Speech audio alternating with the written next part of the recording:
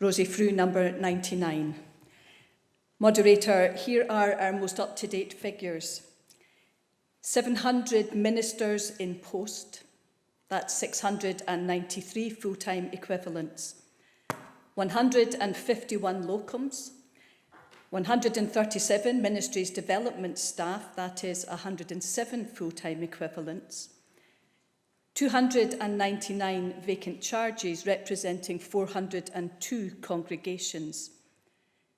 36 congregations in guardianship, and therefore the need for 335 interim moderators. We are draining the resources of the church, people, morale, finance, just to keep this broken system going. And then there's the retirement cliff. Over 35% of our ministers either have reached or will reach 65 in less than 5 years. Without a radical treatment plan, the Church of Scotland will not survive. Our report offers the whole church a chance to thrive, to lay down the burdens which have been exhausting us. Ever since I became convener, I've been asking how many paid ministries the church can actually afford. The Assembly trustees have given us the answer. 600 ministries plus 60 vacancies by 2025. And using that figure, the Forum has painstakingly allocated paid ministries to each presbytery. If you wish to claim more ministries for your presbytery, then you must tell the church which other presbytery should have fewer. We on the Forum are local church members just like you. So we know that there is no easy or painless way forward. But we can choose our pain. The short, sharp pain of surgery with real prospects of recovery, or the long, debilitating agony of chronic decline with no hope of things ever getting better. And you have to decide, not just for your own church, but for the whole church. And thank God we are not alone in our pain.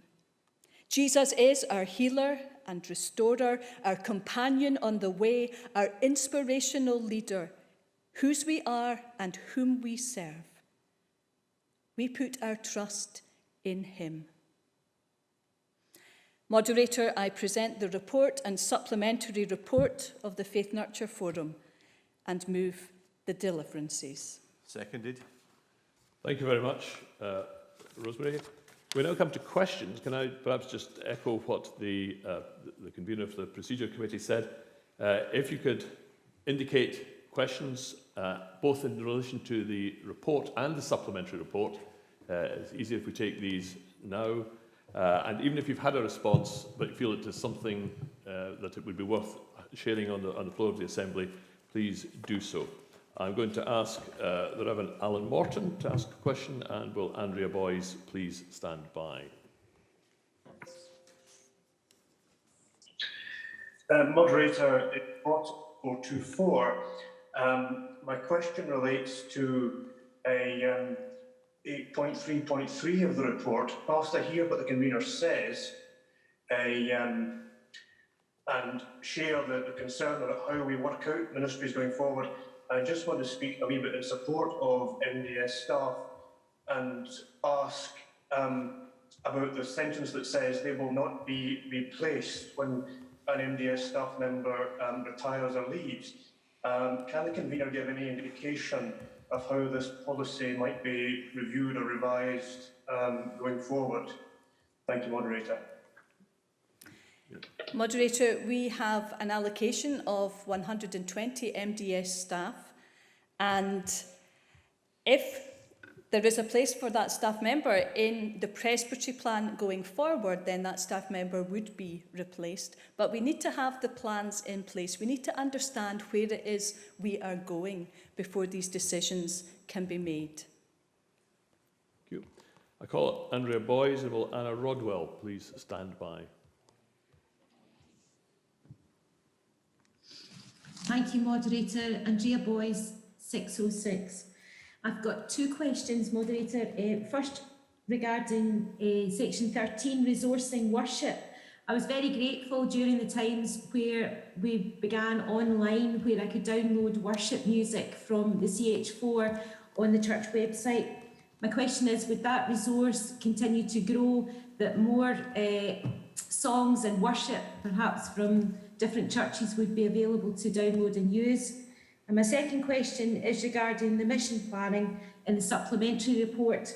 I wondered if there would be a pro forma for mission planning sent out to presbyteries for their planning teams, and also a pro forma for an annual evaluation for that. Thank you. Okay. Thank you. I can say that yes, we will continue to be enlarging the worship resource that we have online. I know that it has been much appreciated over this past year, and yes, it will be something that continues to develop and to grow. As regards the Presbytery Mission Plan Act and Presbytery Planning, again, yes, we will be sending out guidelines. They're due to come out on the 18th of June, and with that also a pro forma for filling in your presbytery plan, so that we are comparing like with like across the presbyteries. That's the other thing. So yes, these will be available, and I can say now, but we'll probably be saying later, these resources will also continue to grow as we learn from each other in presbytery planning. And presbytery planning is something we have to do together. We will learn together as presbyteries. It is challenging for all of us, and I know that. But we will learn together, and we will resource one another, and we will help one another in the months ahead. Thank you. I call Anna Rodwell, and will Peter Donald please stand by? Hello, thank you, Moderator. Anna Rodwell, 114 Jedburgh Presbytery. Rosie, that was an extraordinary report and an enormous amount of work. I've got three questions. The first relates to 8.4.1, where it says varying degrees of success, where after these pilots in the hub, varying degrees of success. Could you explain those varying degrees of success? Question one. Question two, the urban priority areas, 11. If this report is passed, does that mean Hoytburn Foot, which is now newly appears on the priority area, does that mean that is now officially a priority area? And the third question is, in the list of all the presbytery numbers where they have been adjusted, Jedburgh Presbytery is one of only two that has been more than halved. And I can't find the explanation of how you came to these numbers, and I'm so sorry I can't find it, but if you could just remind me or tell me how you came to those numbers. Thank you.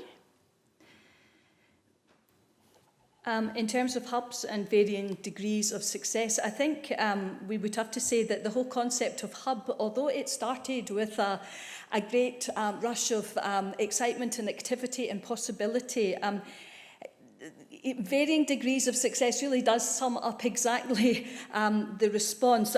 Even the name hub was controversial because hub implied that you had a hub in the middle and spokes on the outside and something big with something little round it. And so in terms of a concept, yes, I think started in a blaze of glory, but it's not been the best way forward. Even the terminology of hub, we feel, for many is something that we move away from. But there have been learning lessons, and if you want to, Anna, I will make sure we send the evaluation of the hubs to you, and you can read that for yourself.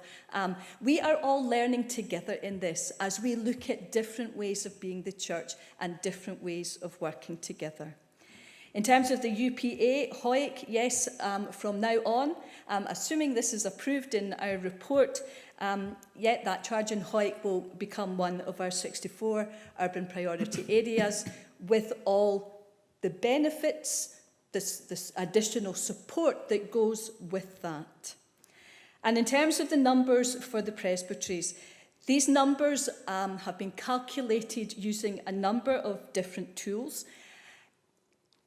The geography, so whether you are rural, remote rural, urban, semi-urban, the population density, population and its density. There have been quite big changes of population. We've noticed this, and we've checked the ones that have, it seemed a really big change, but these have all been checked and double-checked. So that the population, affiliation to other denominations or other religions, that's all part of it. If you have a query, we will double-check the numbers for Jedburgh Presbytery and get back to you. But I will say that Fiona Tweedy, our statistician, has done a sterling amount of work on this. But if there is a particular query about a particular presbytery, we will double-check that for you. Moderator. 720.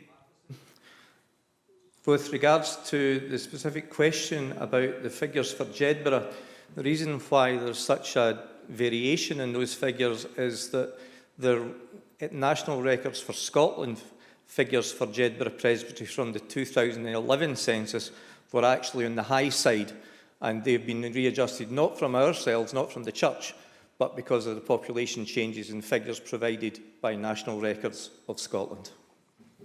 So there you go, Anna. You didn't even have to wait.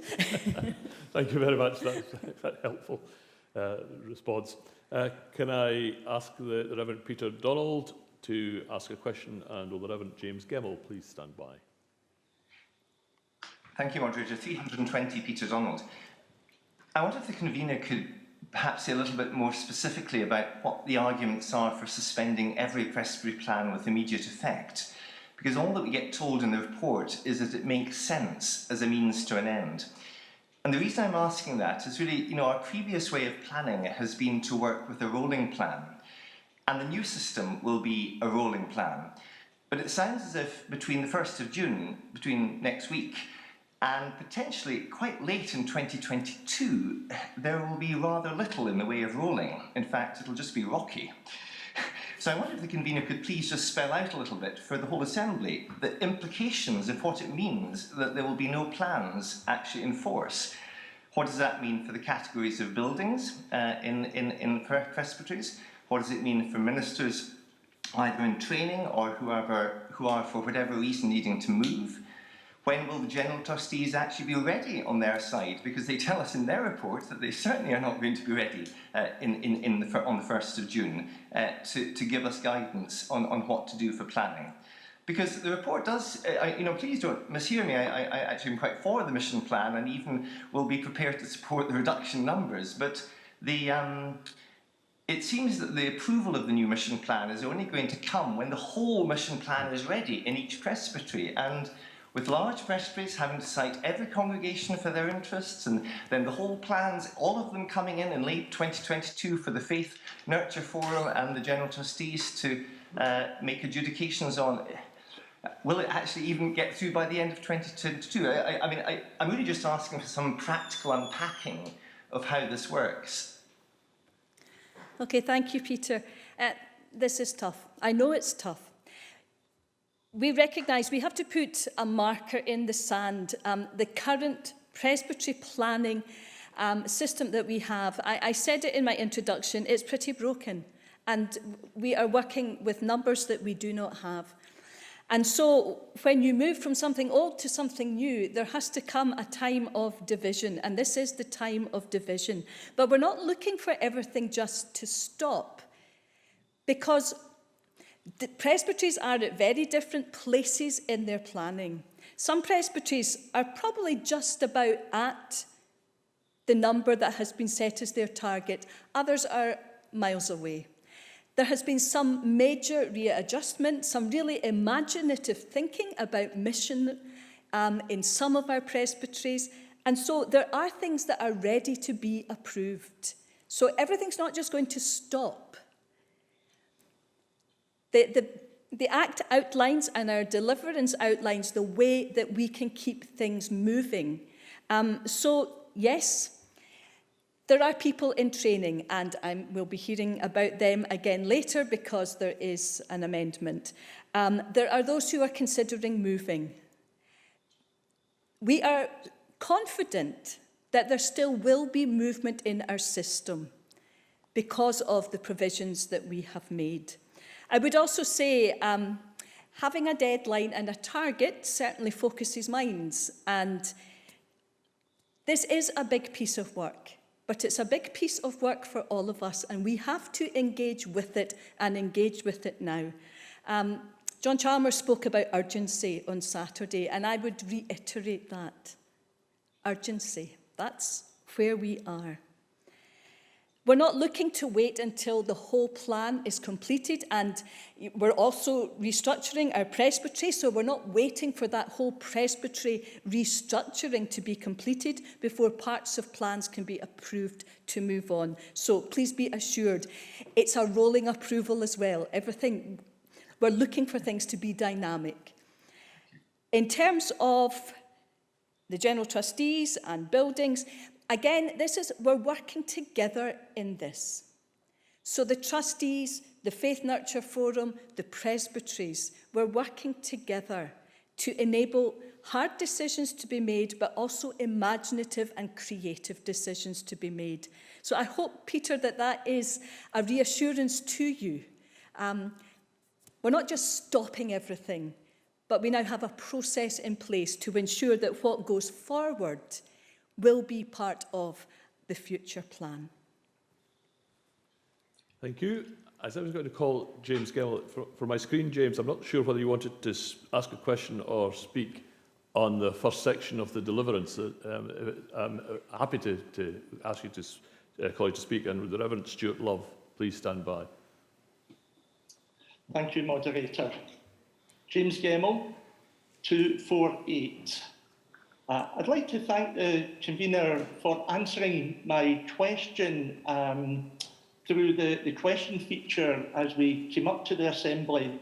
But I think it is important, as you said, that questions are given the opportunity to be asked on the floor of the Assembly. So my question is, given the emphasis on ecumenical working and fulfilling the third article declaratory contained in section 211 of the Presbytery Mission Plan Act, in what ways did the presence of faith communities of other denominations across Scotland inform the weightings and allocation system being proposed? As I say, I thanked the convener for the answer, but I'd like her to dig deeper and to tell us just how those weightings were informed by what we're going through. Okay, so the figure we were using for population is a bang up-to-date figure, the closest figure that I think it's a 2019 figure for population.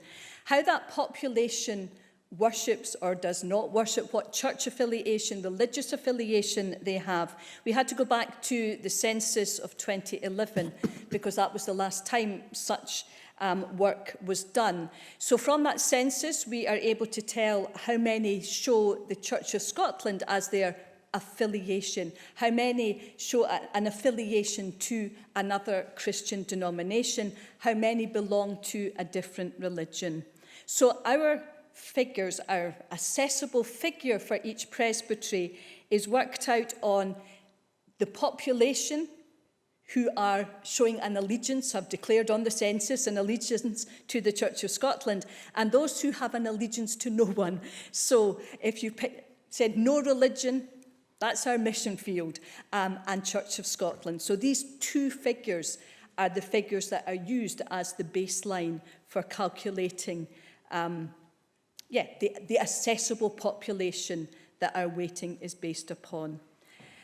In addition to that,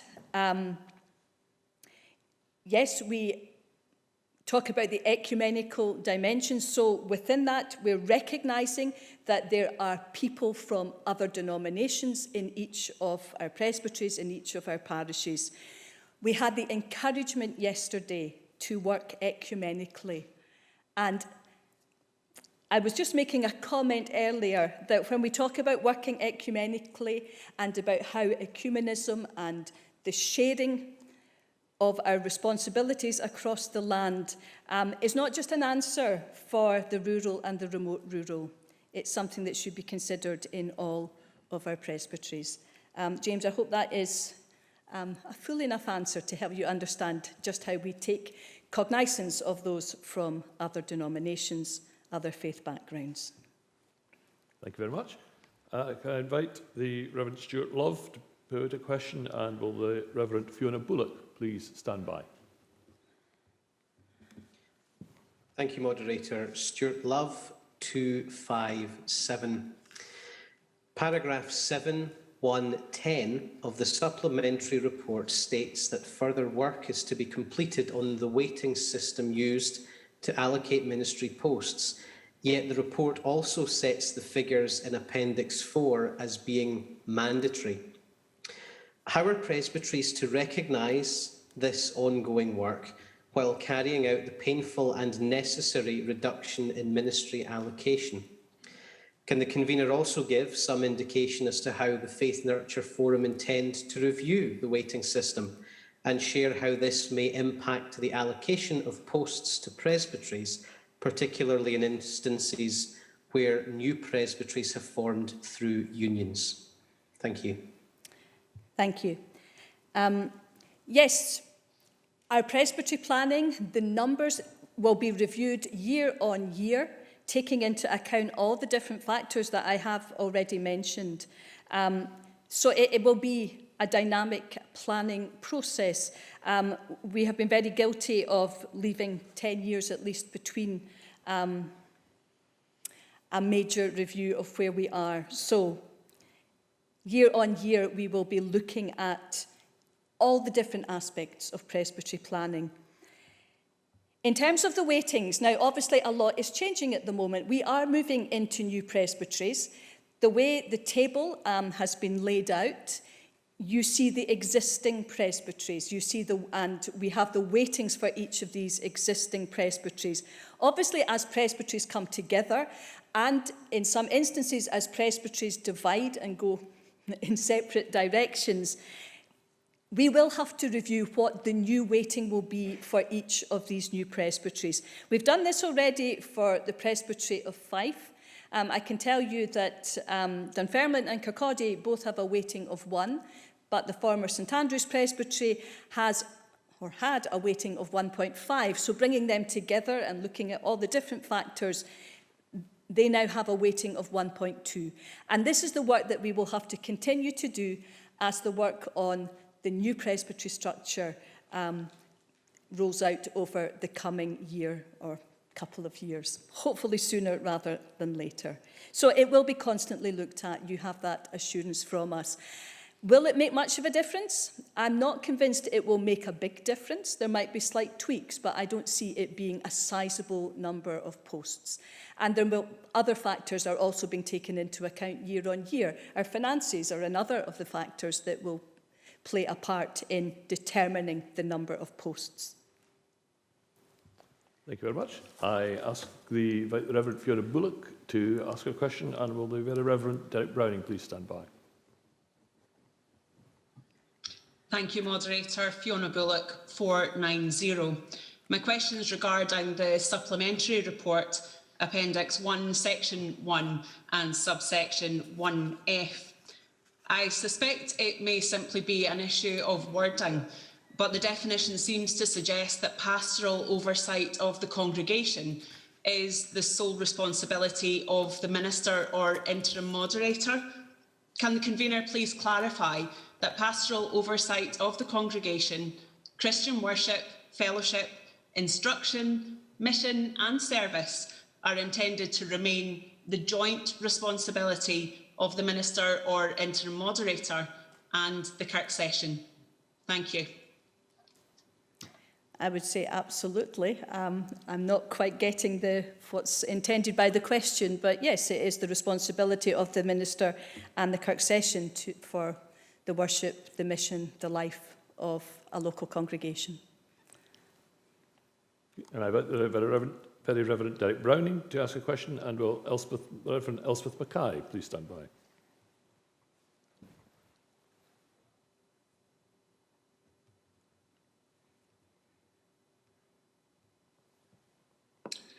Moderator Derek Browning, 003.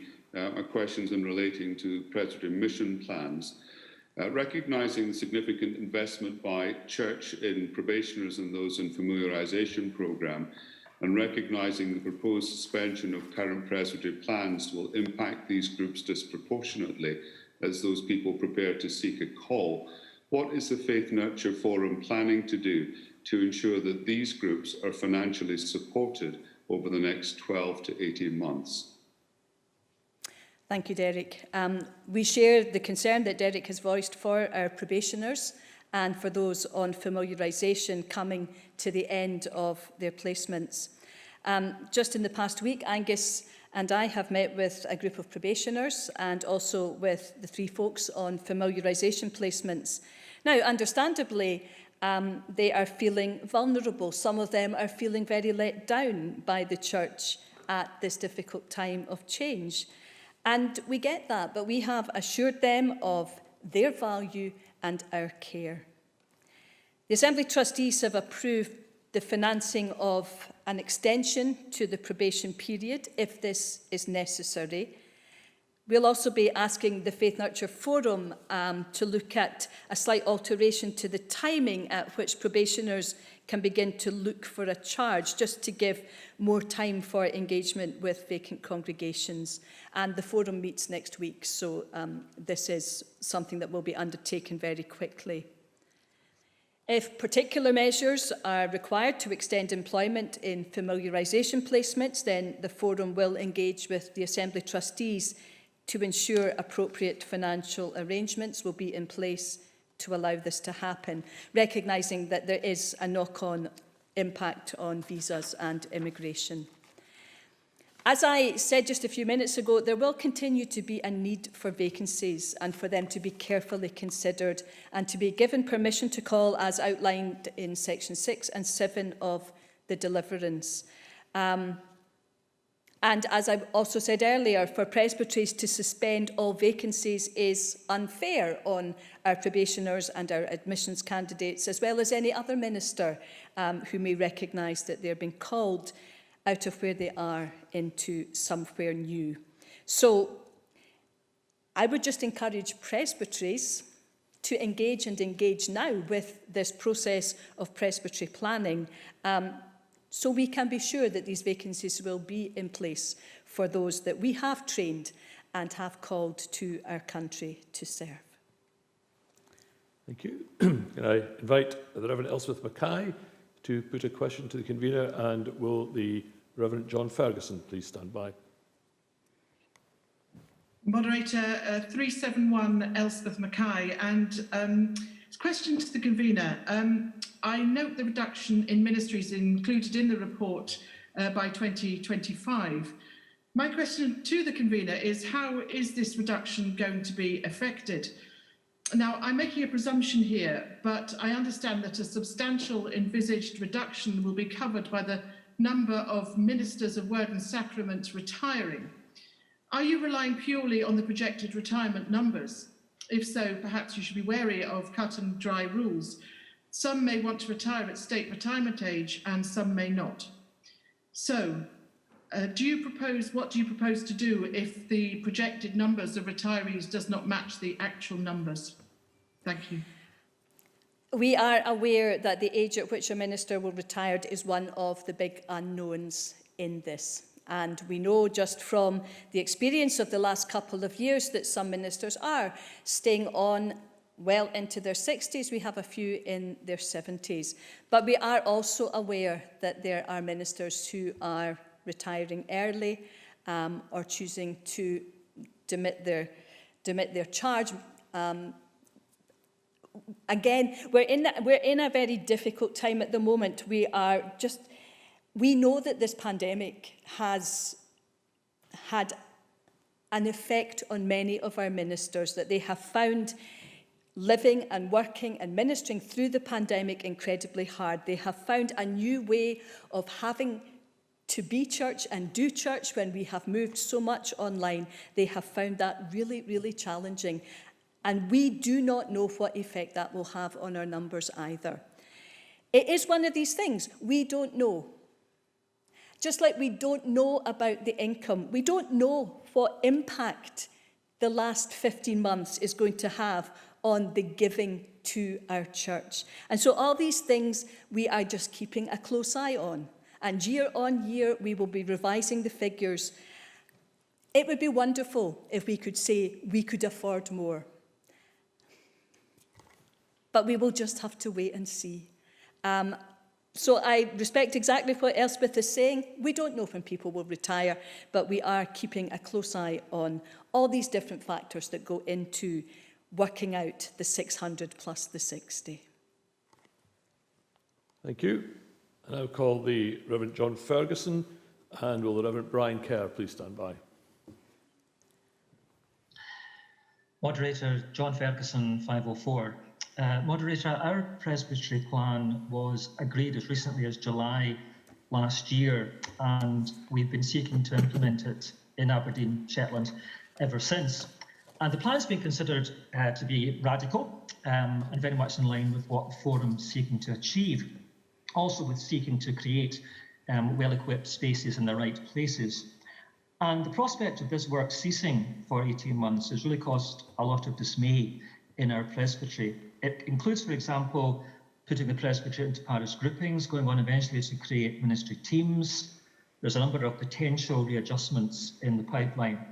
So my question is, does it make sense to put all this work on hold for 18 months until we have a new mission plan in place, leaving vacant congregations in limbo and our very recently agreed plan obsolete? I'd like to know if the Forum will be open to allowing exceptions if a plan clearly conforms to the principles of the Radical Action Plan.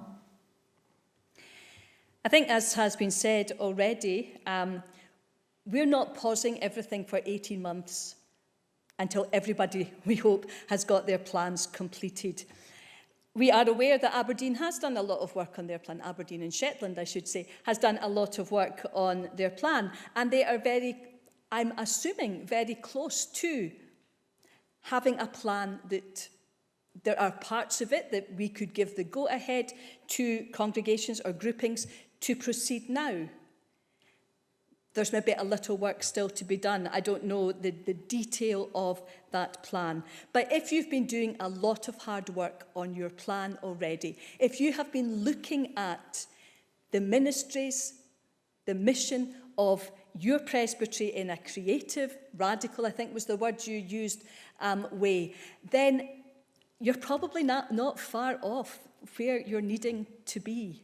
And yes, just keep in touch. We will work together. And as soon as parts of plans can be approved, they will be approved.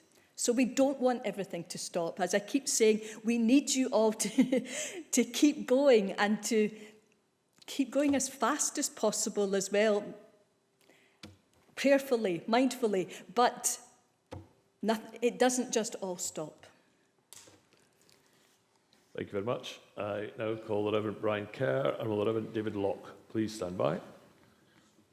Moderator, thank you. Kerr 194. It's really a question on resourcing and trying to assist congregations as well as affordability.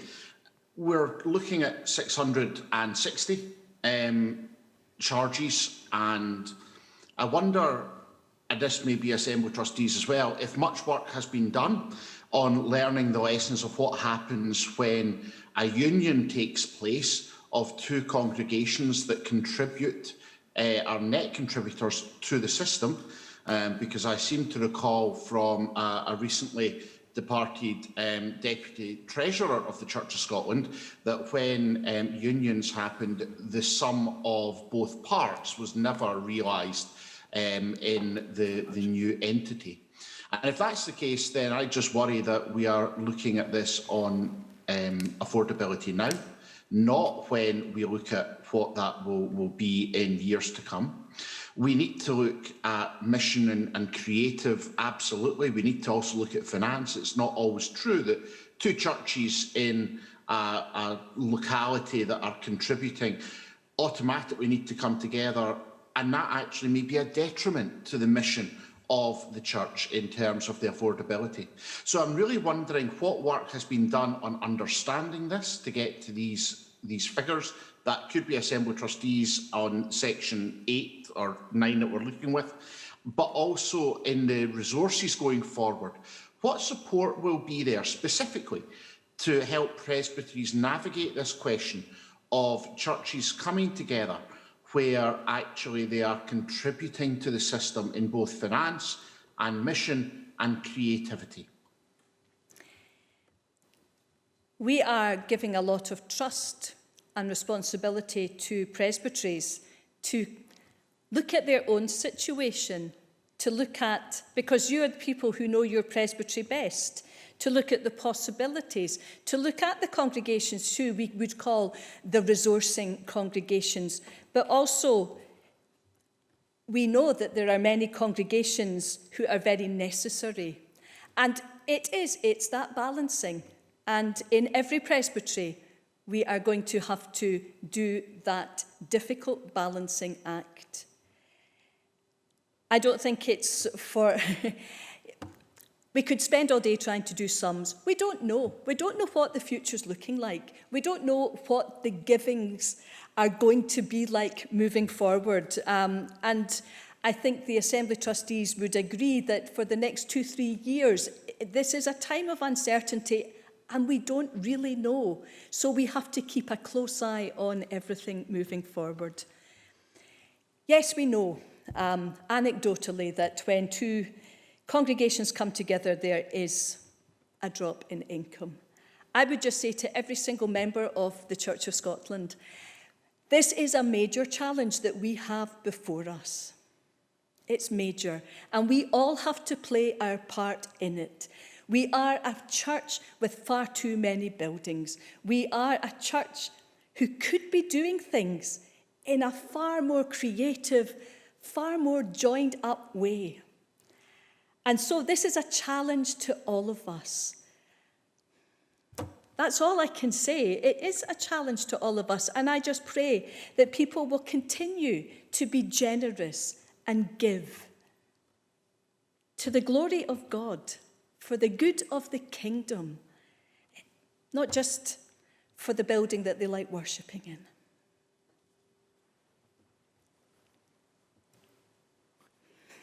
Thank you. Now invite the Reverend David Locke to ask a question, and will the Reverend Gordon Palmer please stand by. Thank you, Moderator. It's a follow-up question to the convener's responses about retirement. I'm somebody who asked a few years ago at the General Assembly to a predecessor what support there is for ministers going beyond the age of retirement, and was basically told, well, there's the Help You to Retire course you should go on, but that's it. And I haven't found specific support since then. And I'm confused because was the convener suggesting it actually would be helpful to the church if people who go on beyond age 65 don't? My view is that I'm helping the church by carrying on beyond the age of 65. And I found a sort of mixed message there. I'd be grateful for any clarification. I would say each minister does what is right for themselves. And we all, as ministers, can now work until 75. It's what's right for each person, for their situation. And I'm not saying yay or nay. I'm just trying to explain the facts that lie behind the assumptions that we are making. That some people do work into their 70s, and we are grateful for all of them. But equally, there are those who are retiring early, whether it's through ill health or because they're tired or other family situations. We just don't know, and so we have to keep an eye, as well as on the money, on the number of available ministers we have at any time. So I'm saying nothing about the age you should retire at. We are grateful for every single minister who is serving the church, and I wish you a long and faithful and happy ministry. Thanks. Thank you. Can I ask the Reverend Gordon Palmer to ask a question? Will the Reverend Graham Beebe please stand by? Yes, thank you, Moderator. My question relates to the area of the lay training programme. There's a list of objectives in 3.4 of your report, I think 10 bullet points there.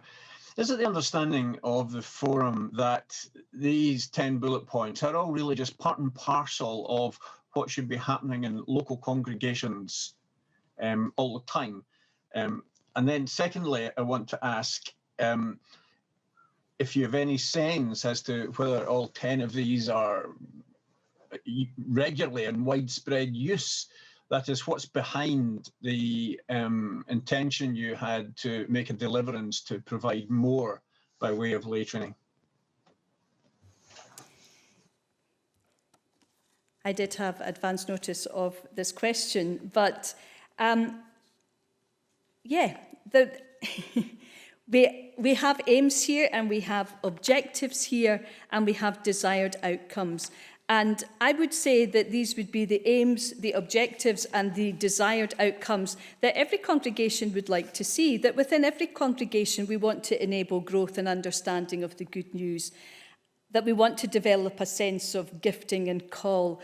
We want to encourage leadership and build confidence. So, yes, these are things I would expect to see in every congregation, but I think we have to be realistic as well that yes, in some congregations, the training and the encouraging can be done in-house, but in many, we know that there is a need for that training, that enabling, that equipping to be done by others. And so the lay training programme is one way of doing this.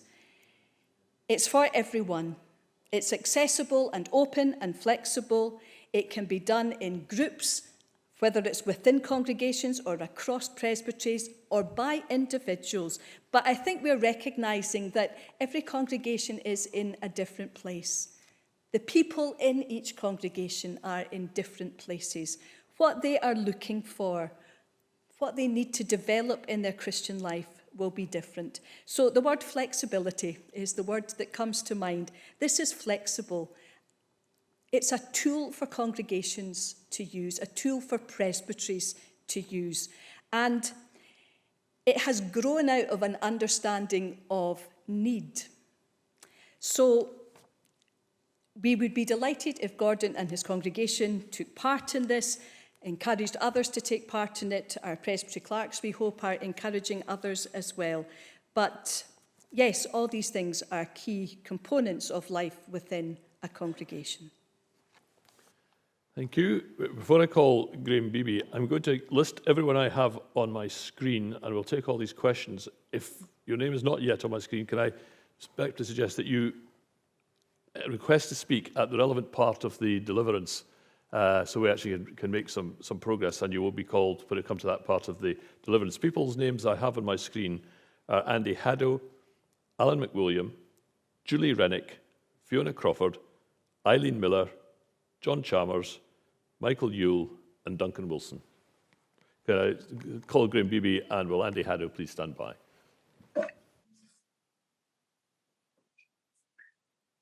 Moderator, thank you very much. First of all, I want to thank the convener for her report and for the forum's report, very comprehensive. I had two questions on two different areas, and hopefully they won't detain her very long. Name and number, please. The first, sorry, moderator? Name and number, please. Oh, I do apologise. 412 Graham Beebe. Thank you.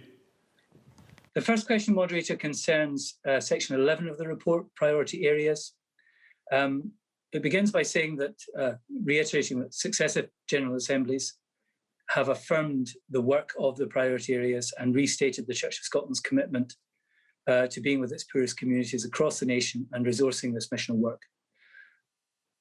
Could the convener tell us within the mission plan, will the priority areas be protected? Will they have a protected status within a mission plan drawn up by a presbytery?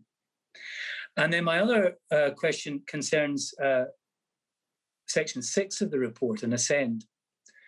The convener has said on a number of occasions, mentioned morale and the pressure that many of those engaged in ministries have been feeling, particularly when we read about the importance of inspirational ministries. And some of us may be trying our very, very best to be inspirational, but just feeling basically that we are, as she herself has said, are tired. But I've also heard the convener say on a number of occasions that we don't know. So we don't know the effect on ministries. We don't know how people are feeling. I don't know if this falls to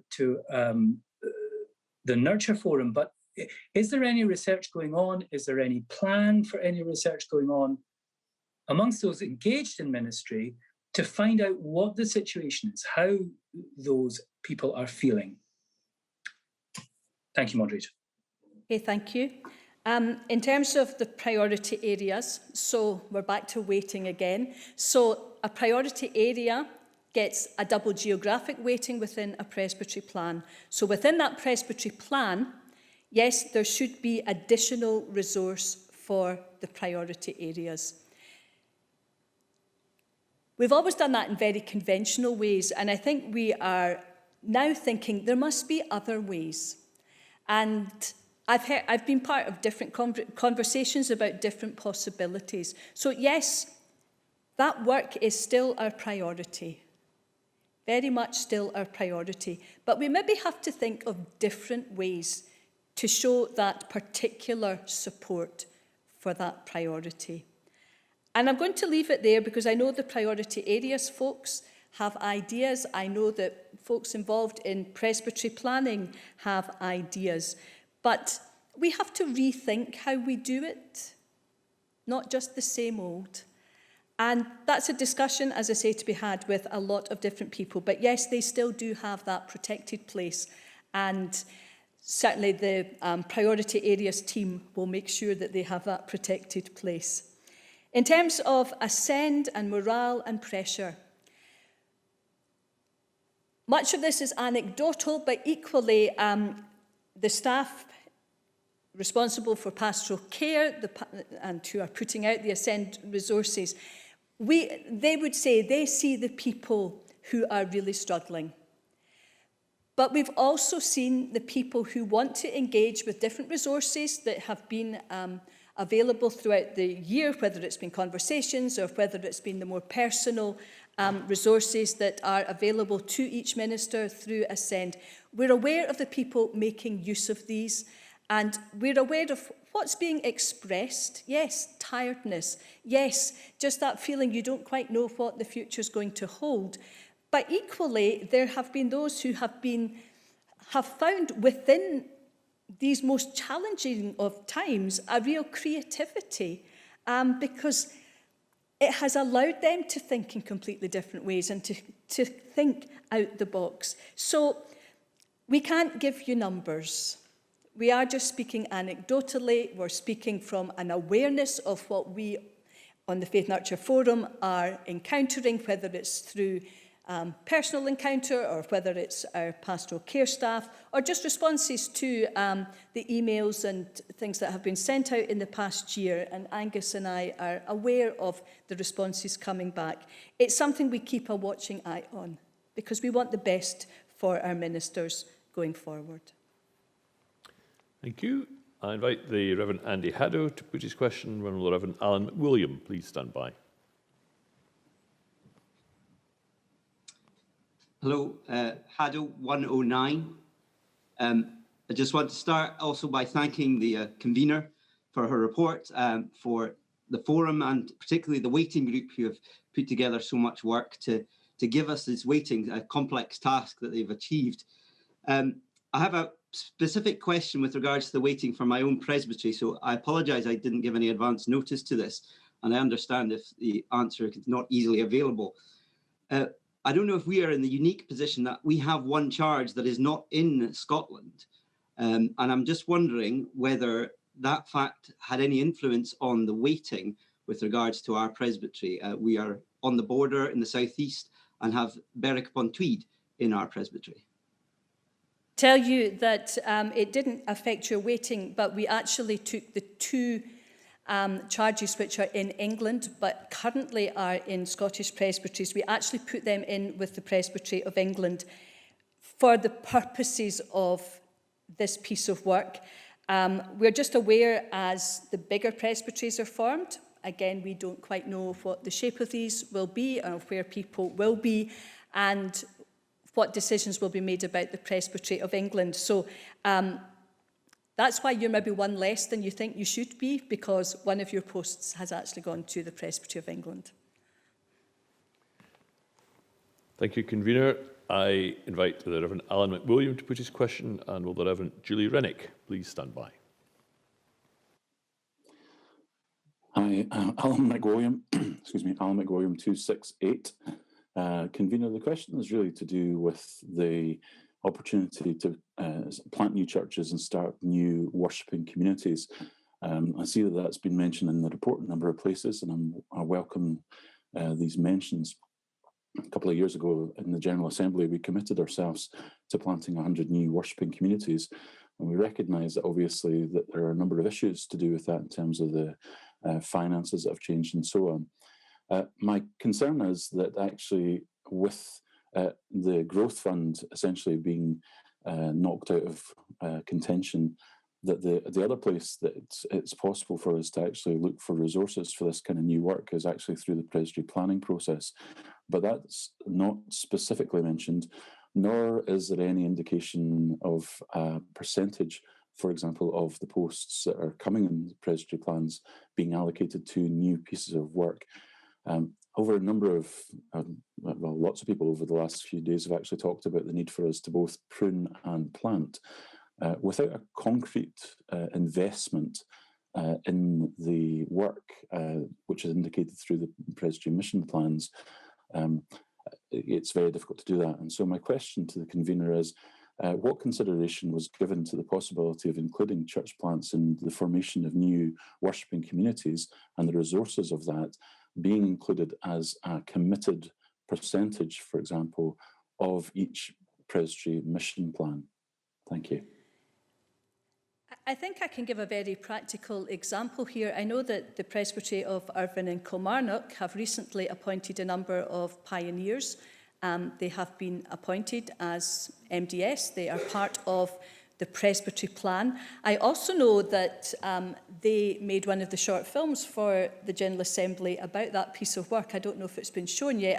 I saw the preview, so I don't know if it's been seen by the rest of the Assembly. I would say watch it, and it's really, really encouraging. And Alan, I know you're involved in that work as well, because you get a mention in the video.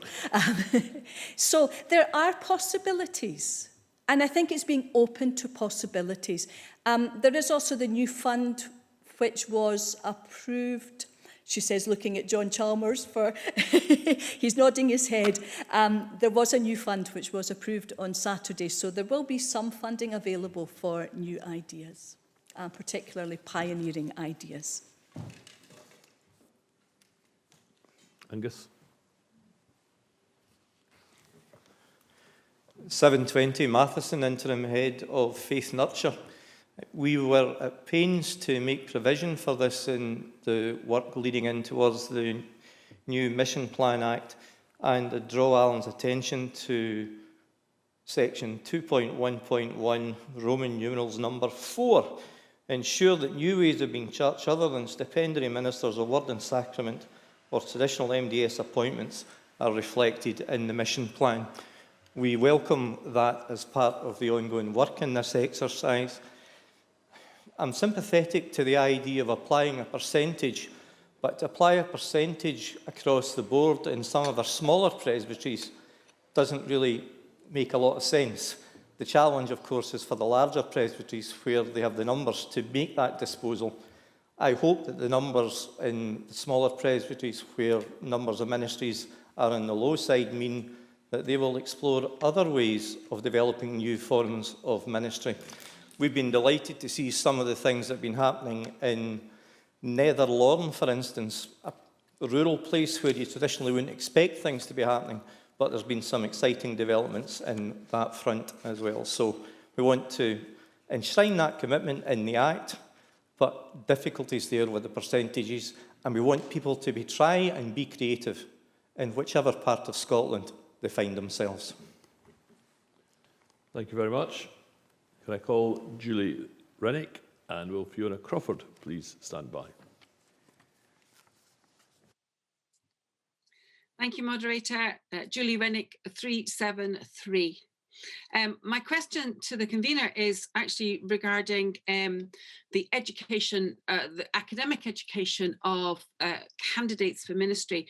I know that a number of years ago there was talk about a review of the number of academic providers, an assessment of the effectiveness of distance learning, and how these things are being put together. I could find no reference to education of the candidates in the report this year, and I'm wondering where we're at with the review of academic providers. Are we going to continue with the 5 that we currently have?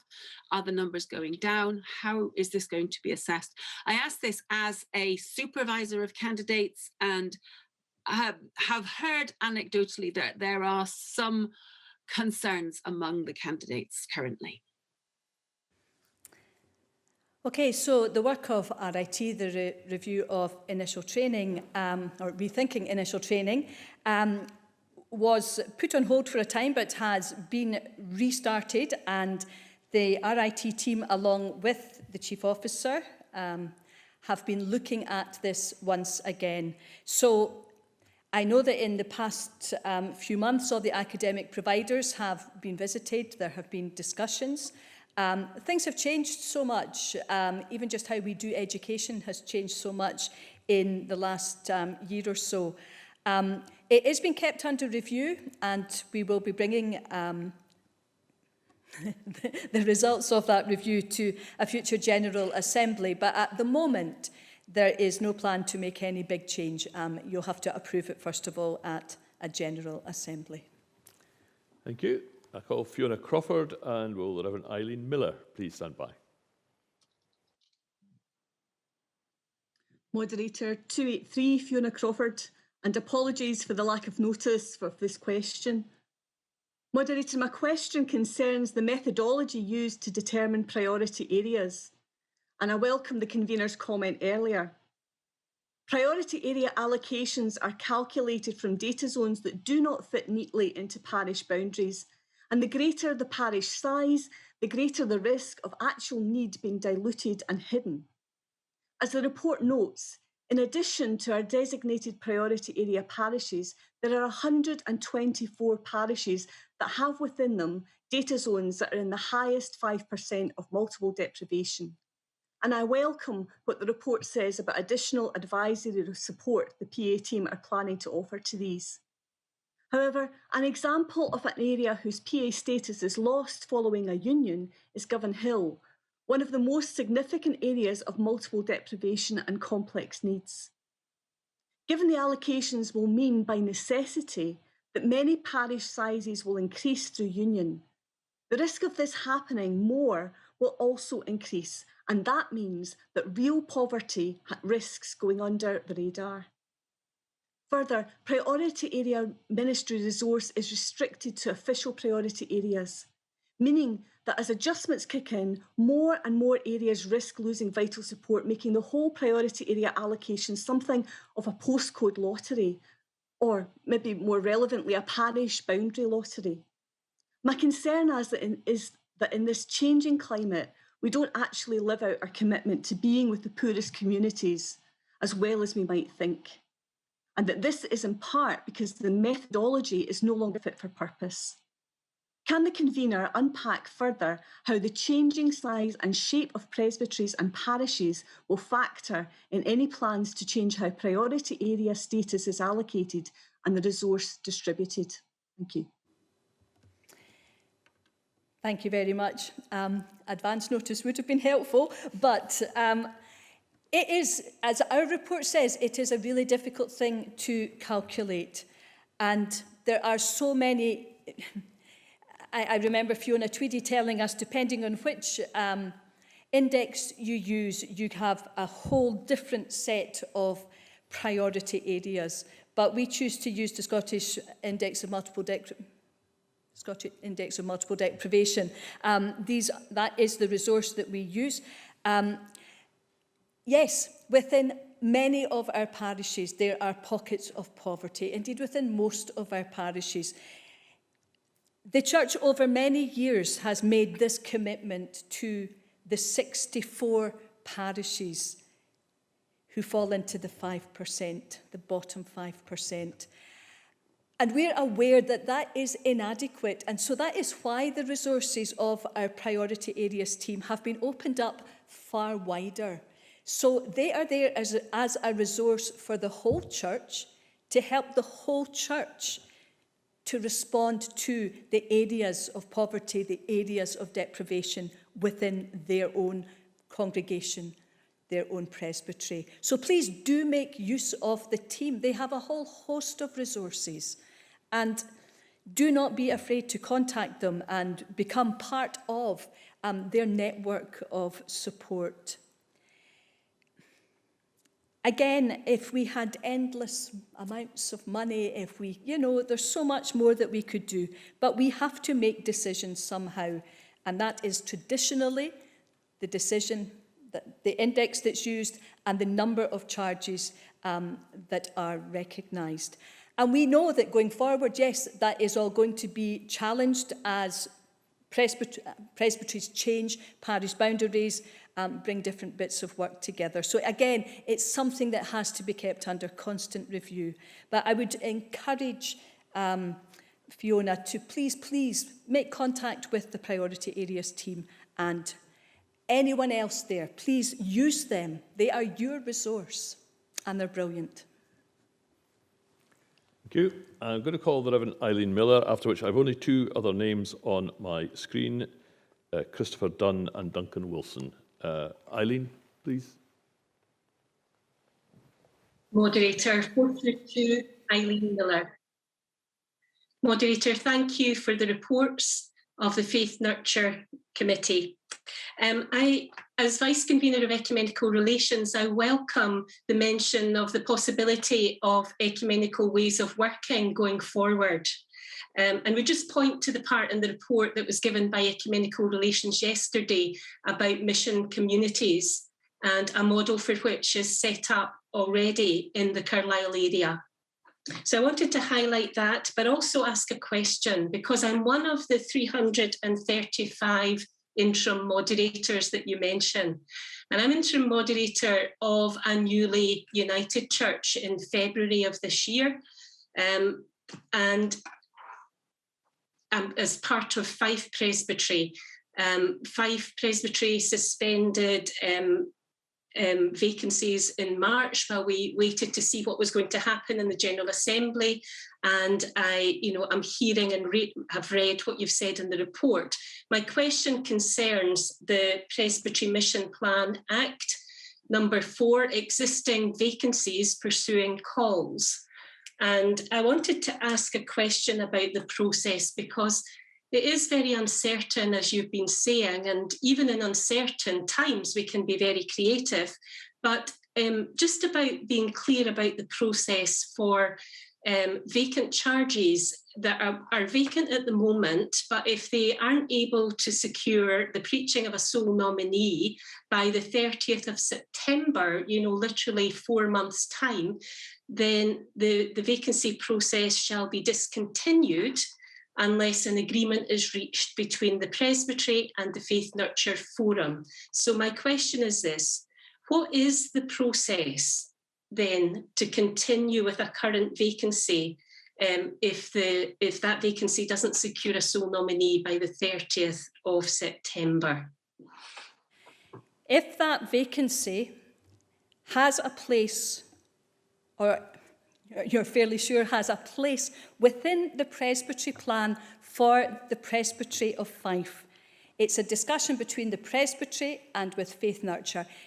If there's a, a robust case for that charge having a place within the plan, then that charge will be given permission to call. We're not halting everything, but we're just making sure that we've put this line in the sand, but where there is adjustment needing done, that adjustment is done before permission to call is given, or else we get nowhere here. So it's a discussion with your new Presbytery, and it's then a discussion with the Faith Nurture Forum. And assuming, yes, there is a place in the future plan, then you will get the go-ahead to continue. Thank you. And Christopher Dunn, before finally Duncan Wilson. Hello, 382, Chris Dunn. I apologise for the lack of notice of this question, only just occurred to me. And it's to do with the Mission Plan Review Panel. And I just wonder whether 15 people are going to be enough on that. I appreciate only 3 need to be sitting at any one time. I wondered whether the system could get clogged up and ultimately there's not enough people to hear the appeals. Would it not be better to have a larger number, or are you confident 15 will be enough? I'm going to hand that one over to the Principal Clerk. I thought I'd escaped all these. Well.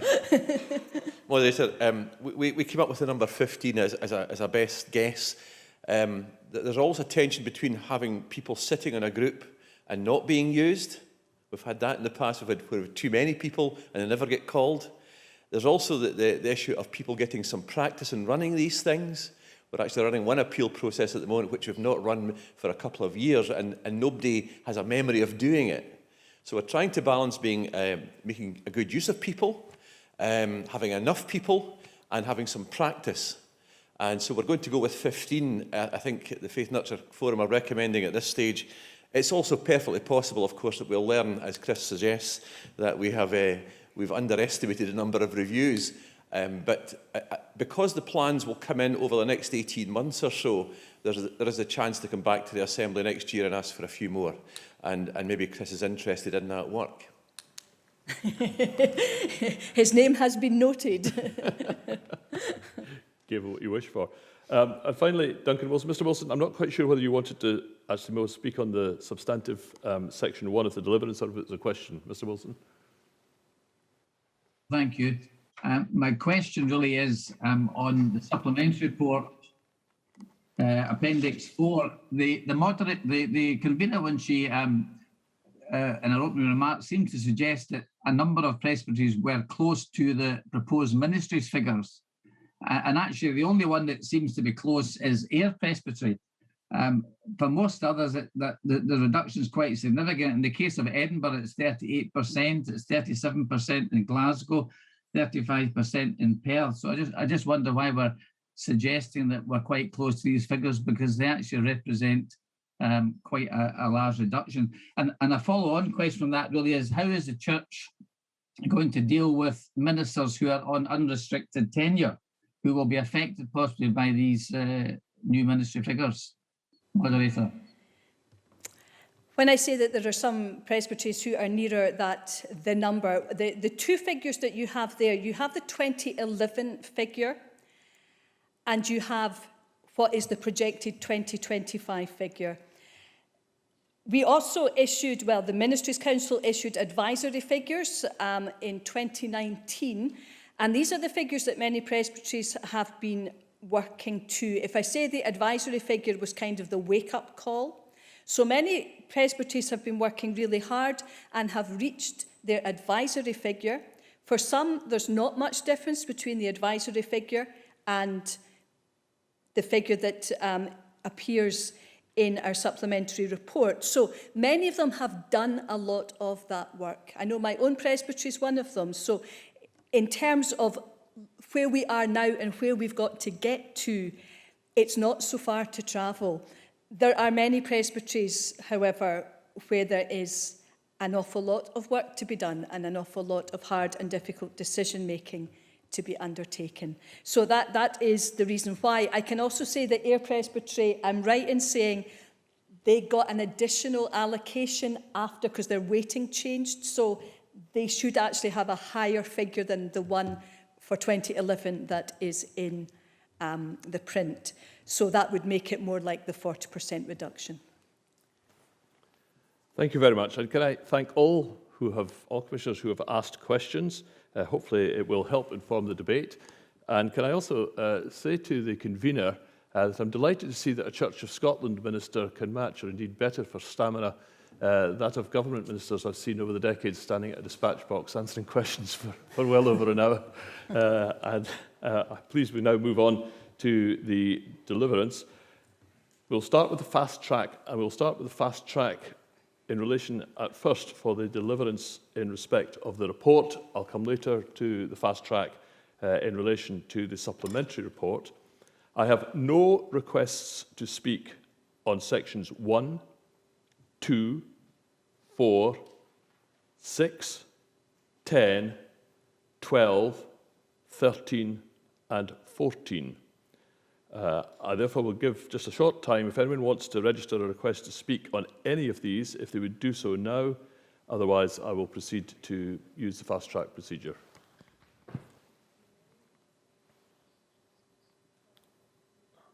Apologies, 6. There's an amendment to section 6, so that's already that will not be fast tracked.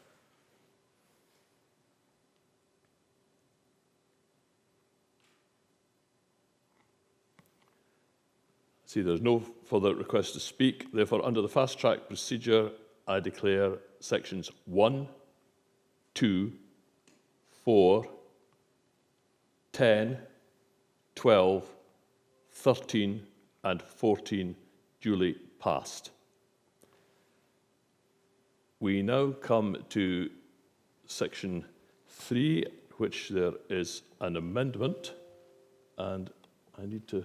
the advice I have, and I say the advice to everyone, if you can try and follow on the hub, which I will do when I can log on. It went down while we were...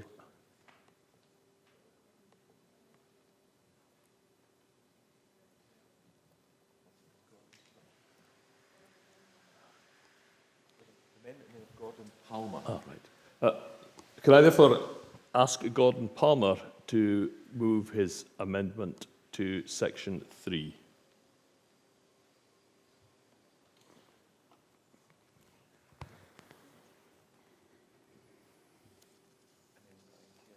Thank you.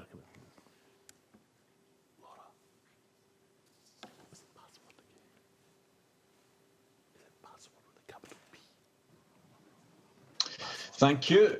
Palmer's 328. Yeah, it's to delete with a view to launching an entry-level course in January 2022 and substituting fulfilling the objectives in section 3.4 of the report that is delivered in local congregation or presbytery settings. I believe I have a willing seconder, moderator. Seconded? Seconded. And can I now call on Brian Kerr? Moderator, sorry, didn't realise we finished. Sorry.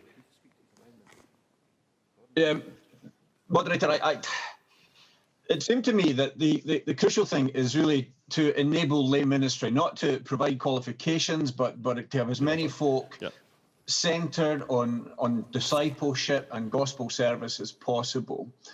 And therefore, what I'm suggesting is that would be much more effectively done if we could, as it were, take more formative and more applied teaching to the local settings and for people to do them in group context rather than take one or two people away and to a course somewhere else. There are plenty of courses out there and there are good courses out there, and it's good if folks want to do them. But if we're really going to change the character of the church, if we're going to change the culture, and if we're going to do, I think, what is set out in section 3 of the report, which I think is a very good section, if we're going to do that, then the focus really needs to be on not removing folks to do a course here and there, but to take as much applied work into the different congregations as we can. In response to my question, Rosie said that she thought there were some congregations who could go on with that work themselves well and good, and there are others that probably can't. And therefore, that's what needs to be identified, and we need to find material and tools and willingness to share these in the local congregations. Therefore, that's really the thrust of the amendment, to do that locally, congregation or presbytery, and to do it in community, and to do it with a more formative rather than didactic approach. Thank you. Thank you. Are there any questions to Mr. Palmer? Being none, can I call Brian Kerr to speak? Oh, sorry. Moderator, we need to deal with Mr. Palmer's amendment firstly. Mr. Kerr's amendment, being a flexible fellow, is, I think, adaptable to any version of Section 3. So we need to deal with Gordon Palmer's amendment, questions, discussion on it, and then Mr. Palmer's response to any discussion, and then the convener's response. Sorry, I thought he was wanting to speak on the amendment. No, he wants to speak at his own amendment. Right. I don't think there's any further questions on that. Therefore, can I ask the convener? The convener's not minded to accept it. We've been in discussion, Gordon and Angus and I, over the last couple of days. I think I would want Gordon and others to take this assurance that what we're looking for is a flexibility of resource. We're also responding to need and also a desire that the training that we provide as a church is as flexible as possible, but also that it is an entry level into something more. And that development through the programme is one of the key points of it. How people access the training programme, it's open and flexible. It can be done in groups, within congregations, across presbyteries. It can be done individually. Yes, that group dynamic of people learning together and sharing together is part of what we envisage for this. So I would hope Gordon would take that assurance that we're looking to be flexible, we're looking to involve as many as possible in this, and there will be different ways of delivery depending on who you are and where you are. Thank you. Apologies for slight confusion. The computer, when it eventually came on, wasn't up to date. I think I've got it now. So we'll now move to a vote on Gordon Palmer's amendment. Does the Principal Clerk wish to read it out? It's on the... It's in section... No, that's Mr. Kerr's amendment. No, it's Mr. Palmer's. Yeah, yes, I know, but the text being offered to me to read was Mr. Kerr's. So he wants to amend Section 3 by deleting the words "with a view to launching an entry-level course in January 2022" and substituting instead "fulfilling the objectives in Section 3.4 of the report that is delivered in local congregation or presbytery settings." Thank you. Voting is open for and against Mr. Palmer's amendment.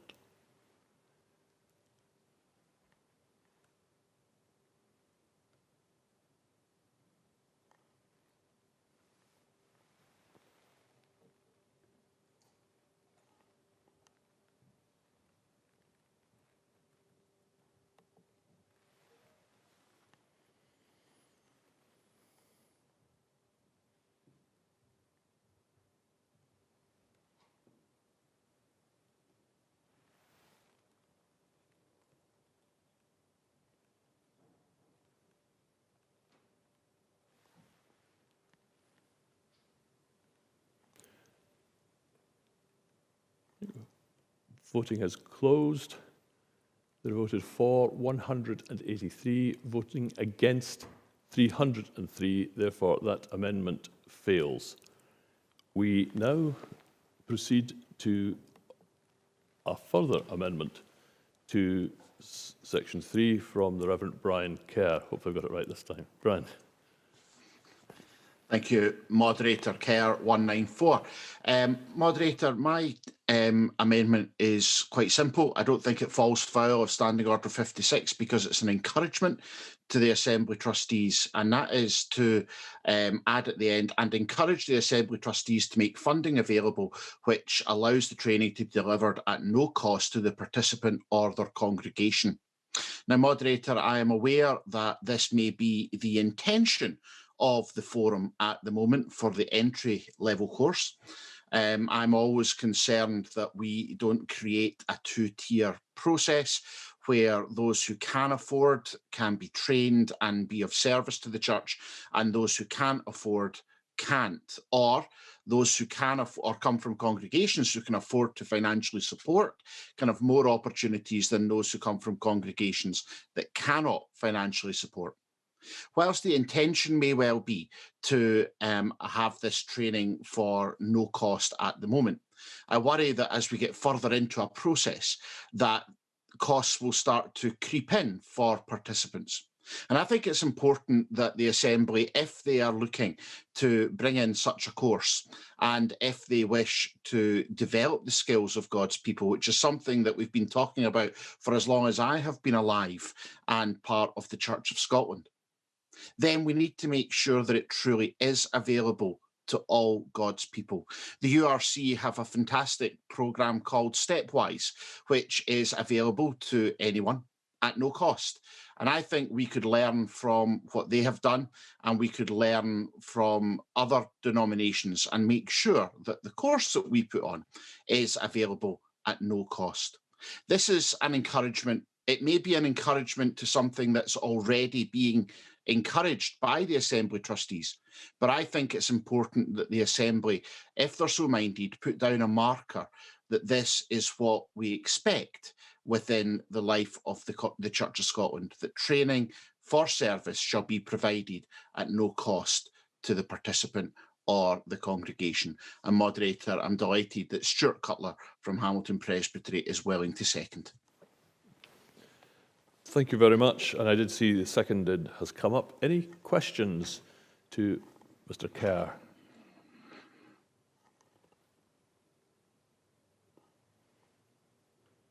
I don't see any. Therefore, Convener, do you wish to reply? As the Convener often says in forum meetings, that's one for the Assembly Trustees. Therefore, invite Mr. Chalmers.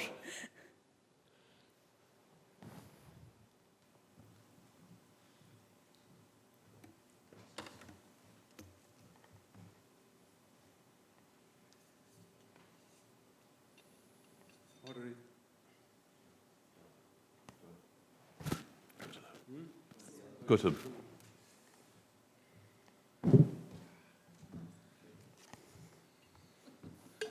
Almost went over again. Moderator Chalmers 413. I think Mr. Kerr's motion just limbos under the bar of Standing Order 56, because I think the thrust of this is really to say to the Assembly Trustees, go away and find a way of delivering this so that it doesn't cost congregations or individuals. And frankly, at this stage in the game, neither in discussion with the forum or amongst ourselves have we looked at the cost implications of this to guarantee that we can easily build this into the budget immediately, given the extraordinary strains that are on the system at the moment.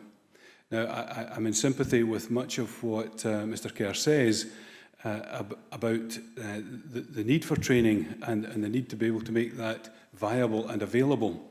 But I wonder if he would be content to maybe just reshape that motion a little to encourage the trustees to explore with the Faith Nurture Forum funding models for this type of training and to report to the General Assembly on that at the first opportunity.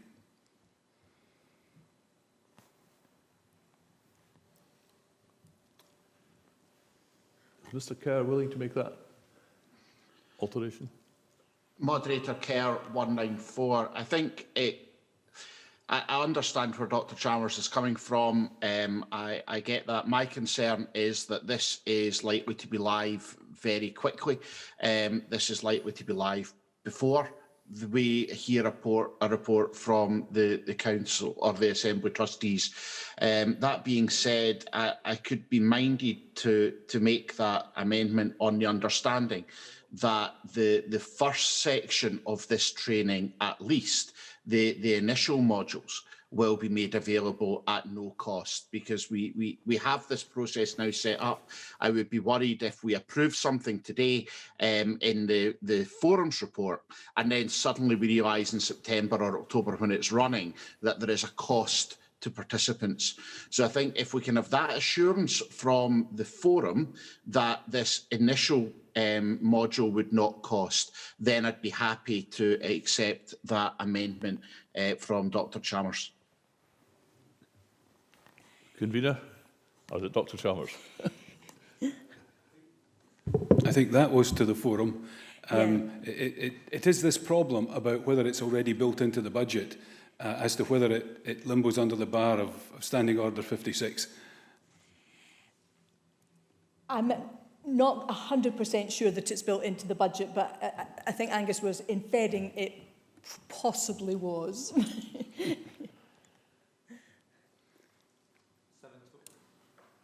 720, Matheson, interim head. You're not on. Push. Yes, it's on now, I think. 720, Matheson, interim head of Faith Nurture. In terms of the provisional work that's been done on the budget for 2022, there is scope for some of this work to be done.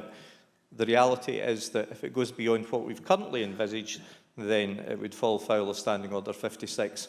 But we are happy to go ahead with this, subject to the provisos that Dr. Chalmers offered and within the provisions that we've already made in the outline budget, already agreed by the General Assembly for 2022. Thank you. I think we think perhaps it needs to be clear what the revised suggestion you had, Dr. Chalmers. I'm suggesting that we explore with the Faith Nurture Forum funding models for delivery of this programme and report to a future General Assembly. And we've heard what the Commissioner has said, and I'm sure there's a huge amount of support for the spirit of what's being said. I just want to be able to assure myself and others that it in future will be built into the budget. It can be built into the budget. Moderator, Kerr 194, can I just double check? I'd be happy with that, but the terms have changed. Dr. Chalmers indicated that it would be a General Assembly at the earliest opportunity. It's now a future General Assembly. If Dr. Chalmers was willing to have the General Assembly of 2022, then I think we might have a deal. Happy with that. Okay. Sorry, George. I must say, I thought we'd adapted the system to counter John Chalmers, but we've not managed that. So we need a couple of minutes. We can't just do bartering like this because it needs to appear on the screens for people. So we need to have a little couple of minutes to sort this out and put it on a screen so that it becomes something that Mr. Kerr has proposed, and then we can show it to people so they can know what they're voting on. Yep. Thank you. Thanks for that clarification. So we just can actually just allow us. Yes, just. I think we'd have a video to share some good news. Thank you. Welcome to the Presbytery of Dundee. Geographically, we are a relatively small presbytery, but we have it all: urban, suburban, rural and priority area parishes. Over the past year, each parish has sought to adapt and innovate in their particular location, often in partnership with other parishes and our sisters and brothers of other denominations and other faiths. Here is but a snapshot of our ministry this year. In the very heart of Dundee city centre, the congregations of Meadowside, St Paul's, St Andrews and the Steeple started Connections Cafe in February 2018. They offered hospitality and welcome to people of all faiths and none from all over the world who were looking for friendship and support as they made Dundee their new home. Monday morning gathering had grown to include a Friday evening meet-up as well as special occasion one-off events. So when all in-person activities stopped, funding from the Refugee Council and Dundee City Council enabled the purchase of 9 iPads. This allowed Connections Cafe to continue on a Monday morning, plus enabled one-to-one English language support throughout the week until meeting in person could happen again. The securing of further funding allowed them to organise a programme of COVID-compliant events and resources for all ages during the October fortnight, with the objective of addressing social isolation and loneliness, deteriorating mental and physical health, and technological poverty among the refugee population in Dundee and its neighbouring towns. It was so successful that an Easter holiday family fun event was run, and this is photos of that you have been watching during this talk. Also in the city centre, the work of the parish nurses with the city's homeless continues. Joining forces with the team from Dundee Christian charity Eagle's Wings, the work went very literally straight out onto the streets because they were unable to have anyone coming inside the building. Daily food bags were handed out alongside offers of holistic health and well-being support and advice, plus spiritual care. Grant funding enabled the distribution of approximately 75 mobile phones to enable people to contact the services they needed, like social work, GPs, drug services, families, etc. Whenever possible, the doors of the Steeple Church have been open, welcoming an average of 32 people a day, 4 days a week. Relationships with housing services and drug services has strengthened, but there has been a definite increase in mental health problems. With such limited face-to-face services available, they have been serving as God's hands and feet, ears and eyes, out where folk need it most. Collaborative working has not been limited to the city centre. Across the whole of Dundee, groups have been coordinated by Faith and Communities Scotland in forming the Dundee Food Insecurity Network, also in partnership with Dundee City Council and Dundee Volunteer and Voluntary Action. Members from Lochee, Fintry, Dundee West, Mingus Hill and Chalmers Adler, alongside the Rog Solid project in Douglas and Macregery, have distributed food to the communities that needed it the most. Here is some more info from the team at Fintry. Hi, so my name is Ross Clark. I am the community worker here at Fintry Parish Church. Our larder started in July of 2020 after a really successful delivery programme that we had to local vulnerable families who we gave weekly food boxes to. So the way the ladder works is that people queue outside, socially distanced, keeping their 2 metres. They come into a very large hall where we could allow people to be 2 metres apart at all times. They sanitise their hands, they wear masks, and then they choose from a wide variety of tinned and fresh, lovely produce. The ladder's staffed by a variety of different people. My name's Christine Dallas, I'm a community health worker, so I come along. We've got volunteers and just a variety of different people who are keen to help out in their community. Perfect. So where we get the food from, we are part of the Dundee Food Insecurity Network. So we have been really fortunate to be part of this network, and we have got money through Dundee City Council, through a grant through Scottish Government, and we get weekly deliveries through Alexander's Decorators, who are a local firm who have really stepped up during lockdown.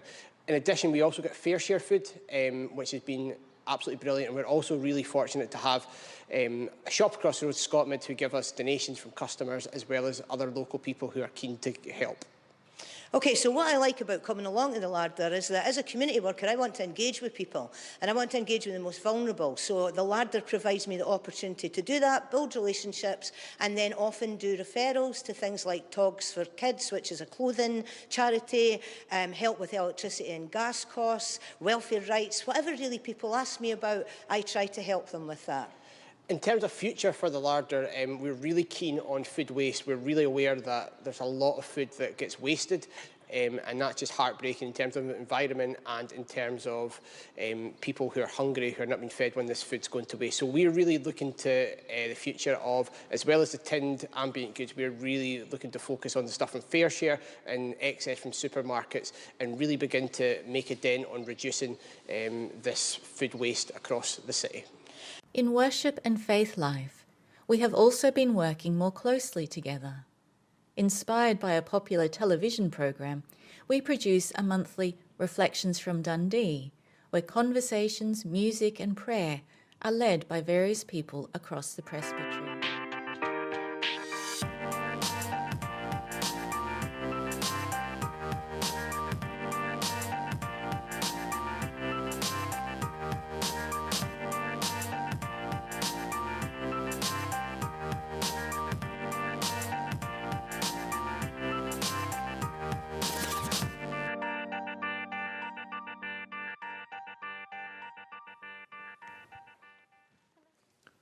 And many thanks to the Presbytery of Dundee for that video.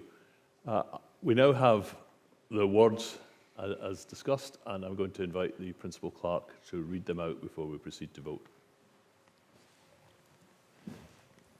So this is the name of Mr. Kerr to add at the end of section 3, as in the print, and encourage the Assembly Trustees to explore with the Forum funding models for this training, which would allow the training to be delivered at no cost to the participant or their congregation, and report to the General Assembly of 2022. Thank you very much. We will now proceed to vote on this amendment. Voting is now open. Will you press your buttons for or against?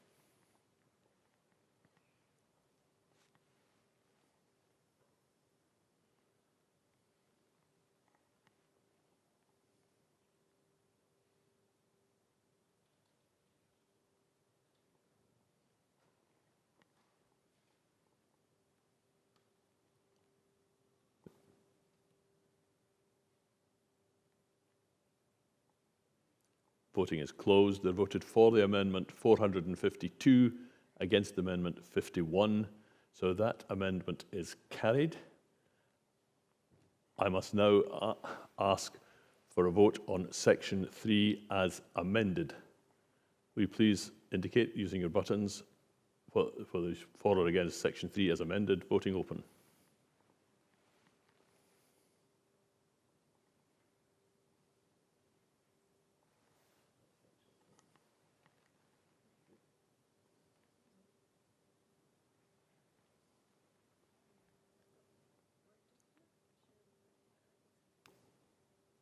I think voting is closed. They voted for 493 and against 15. Therefore, section 3 is amended, is passed. If it might be helpful if I can explain where we want to proceed from here, I will now move to the new section to be moved by the Reverend Kipchumba II. We will then take the overture from the Presbytery of Aberdeen and Shetland, and then the new section to be proposed by the Reverend David Slater. I therefore would invite the Reverend Kipchumba II to move his new section.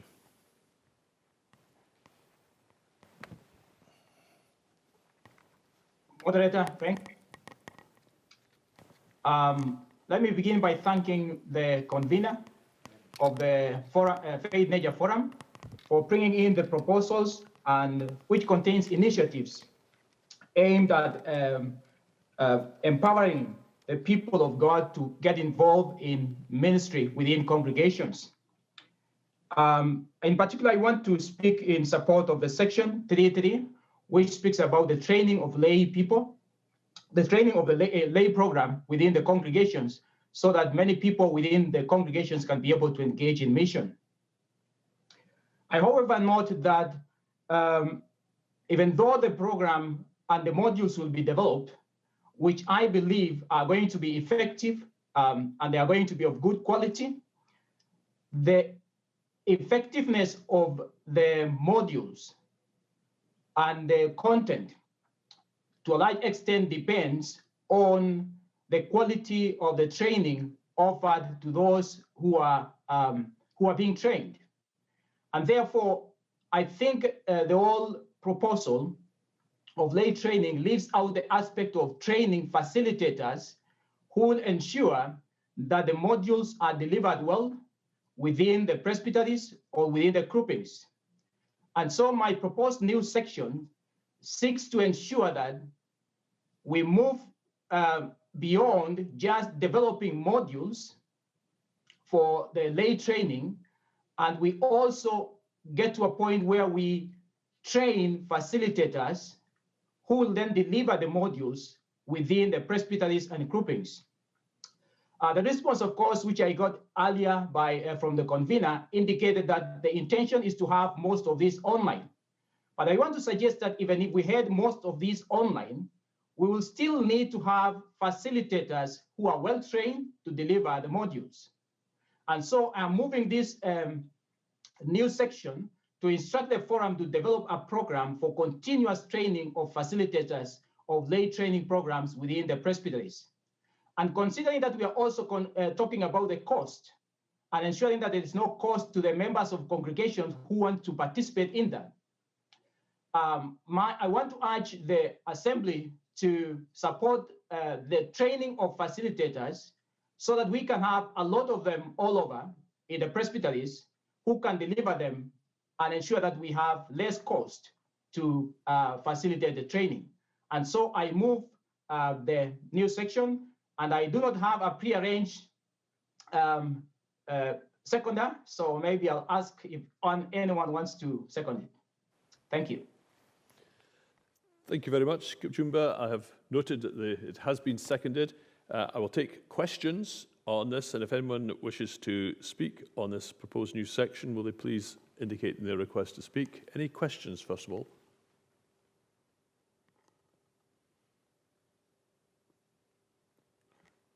Doesn't appear to be any questions, nor does there appear to be any request to speak. I'll therefore invite the convener to respond. Thank you, Moderator. We are not minded to accept this. The assurance that I gave earlier was that it will be a very flexible way that we have of delivery. And yes, we would hope to be working with those in the presbyteries to help facilitate the rollout of this course, to help facilitate groupings of people coming together to take advantage of the different modules. We don't want to make it even more complex and complicated. We will engage with presbyteries, but we do not feel the need to develop a particular programme of continuous training. Thank you very much. We will now move to a vote on this proposed new section. Buttons for and against. Voting is open.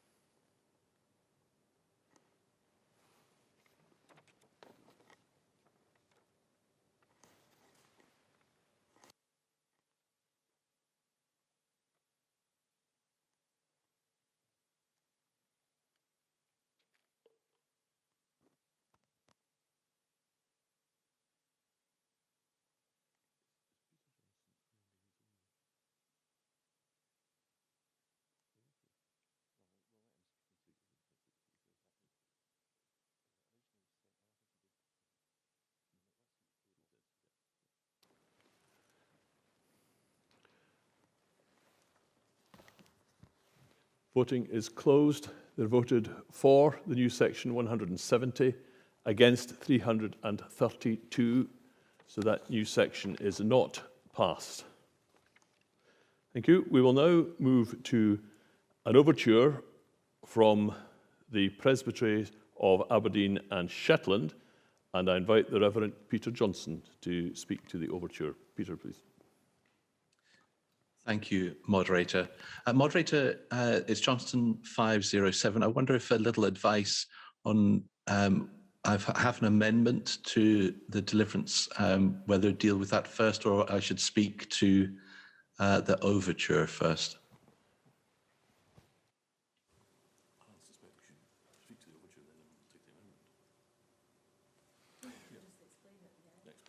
Well, I think Moderator would be as well having a discussion about what the Presbytery wants to propose. The challenge is that they've already tabled this, and if we therefore handled the amendment and we're willing to accept that they're tabling an amended version as an assembly, we could then deal with the proposal as the published. The amendment is published in the Hub. People can see it. I don't know if Peter wants to just explain briefly what it is, and then we could deal with the amendment, vote for or against it, and then deal with the section as amended and speak to that. Thank you. Indeed. Yes, the amendment that's in my name is just a simple amendment. It doesn't change any of the sense of the text. It's just to clarify some of the wording at the beginning of the act that we're proposing, that additional. So it's not changing anything there. It's just to tidy up the text a little bit. I think that is helpful, and so perhaps if you could proceed to lay out the overture. What we would have to do, of course, first before we can reach any amendment on the overture is actually to receive it. That would be the first, E1 would be the first thing we would do.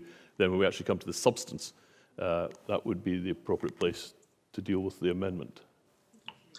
But speak, by all means, speak to it at the moment, then we can deal with it. Thank you, moderator. Well, I'll speak to the overture as a whole.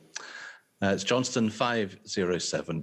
Moderator, I thank you and the General Assembly for hearing this overture from the Presbytery of Aberdeen and Shetland. And I present this as the convener of the Business and Finance Committee of the Presbytery, and I do so alongside the Reverend Dr. John Ferguson, the Presbytery Clerk, number 504. The purpose of the proposed addition to the current legislation for the training of those entering full-time ministry of word and sacrament is to make that legislation more flexible and appropriate for a particular and a small group of people who may sense a call to that form of ministry and have that call affirmed via the Church's normal process. It is not to rewrite the existing legislation in its entirety, nor is it to seek changes to the current discernment process, which we believe is very important and works well. It came to our attention as a presbytery that there is a loophole, perhaps a black hole, in the existing training that can severely impact some people. Now, I want to emphasize to commissioners that this overture was instigated as a result of a particular case. There is someone who will be keenly watching our discussions because this impacts them and their sense of a call directly. The proposed additional section to the training legislation is a means to create more flexibility for those few people who may find themselves in this particular predicament. So, what is the problem? Around Scotland, there are a number of ordained ministers of word and sacrament who are working in roles other than parish ministry. Two examples are hospital chaplains and prison chaplains. Whilst a chaplain does not need to be a minister of word and sacrament in a hospital setting, as an example, being so does allow for involvement in aspects of ministry in that setting that other chaplains cannot fulfill. And here it is worth pointing out that the provision of a sacramental ministry is not just to be seen as an additional task. In the context of hospital chaplaincy, for instance, consider the benefit for a chaplain who has got to know a patient and a family well through a particular trauma. And if that patient asks for the sacrament of Holy Communion, the pastoral bond and strength of relationship is affirmed for the patient and chaplain in the celebration and the administration of that together. We already have ordained ministers of word and sacrament serving in various chaplaincies. The problem arises when someone who is already employed as a chaplain senses and has a call to the full-time ministry of word and sacrament affirmed, and then wants to keep serving as a chaplain. As our current training stands, that candidate would need to give up their job in order to complete their final placement. The NHS, for example, is not going to let someone take a sabbatical from their post for 15 months in order to complete that final placement. The candidate, having resigned from their job, would have no guarantee of finding the same or a similar job thereafter. Now, while the process for the vast majority of people works fine, because most people are transitioning from one type of employment into ministry, and thereby a full-time placement acts as a stepping stone into that employment, that is not the case for all. The additions to the current legislation in our overture seek to create the flexibility which would allow someone in this particular predicament to retain their post while training as a full-time minister of Word and Sacrament. It should be noted that other denominations have created the flexibility in their training to allow for just this instance. In order to create that flexibility for ourselves, the overture seeks to adopt a final placement with the same requirements as that of a candidate for the ordained local ministry.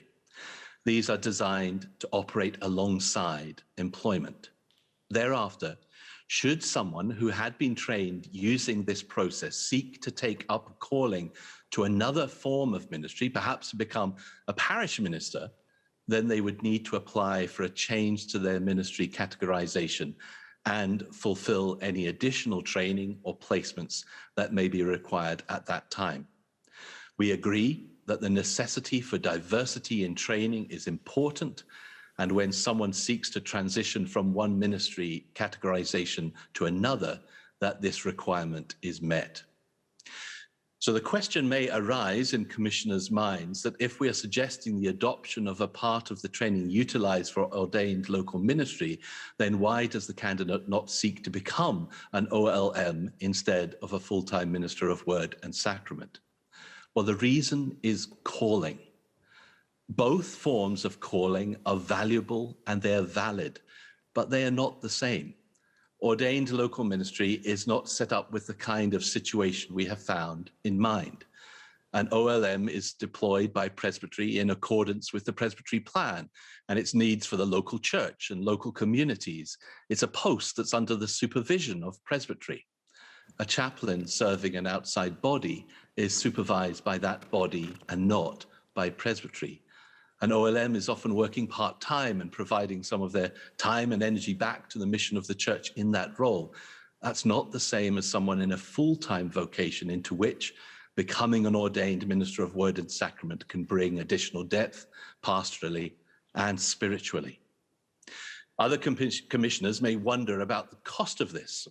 Why, in our current financial situation, would our denomination seek to train someone as a full-time minister of Word and Sacrament, knowing that they would be using their training to benefit another body? Well, it's worth bearing in mind that the costs for training a candidate in this situation are not the same as most candidates. The £15,000 annual grant would not be required, nor the 80% of minimum stipend during the final placement, as these candidates would already be in full-time salaried work. We would suggest that there is a benefit to the Church of Scotland and the wider mission of God in having trained ministers in positions other than parish ministry, such as healthcare chaplaincy. The Church of Scotland finds itself more and more underrepresented in chaplaincies, such as those provided in our national hospitals, as a result of the way chaplains are now recruited and employed, especially of ordained ministers of Word and Sacrament and deacons.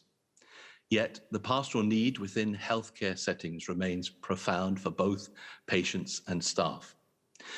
When someone employed as a chaplain in such a setting experiences a calling, it is our belief that the Church of Scotland should provide flexibility in the pathway of training in order to make that journey to ordination possible, opening those doors of opportunity. This is not to devalue parish ministry, but to appreciate the diversity of situations into which God calls us. The intent of this additional section to the legislation on selection and training for full-time ministry is to allow our denomination to appreciate and benefit from that diversity of expression of calling. It is to allow those very few instances when someone already serving as a chaplain who senses and has been affirmed in a calling to full-time ministry of Word and Sacrament to then fulfill their training while maintaining their position as a chaplain, so bringing into that ministry sacramental blessing, and grace. Moderator, I present this overture on behalf of the Presbytery of Aberdeen and Shetland and move the deliverance. Thank you very much, Mr. Johnson. It might just be helpful to explain that obviously this has been taken in the context of the report of the Faith Nurture Forum. So if passed, these deliverances will become part of the deliverance of the Faith Nurture Forum. What technically we're currently dealing with is a very formal motion to receive the overture, but I think it makes sense to have questions and debate on the substance as well. And obviously, if formally the overture is received, I then invite Mr. Johnson to move his amendment at that point. It has been seconded, and therefore I invite any questions and anyone wishing to speak. There's a question from Alex Shuttleworth.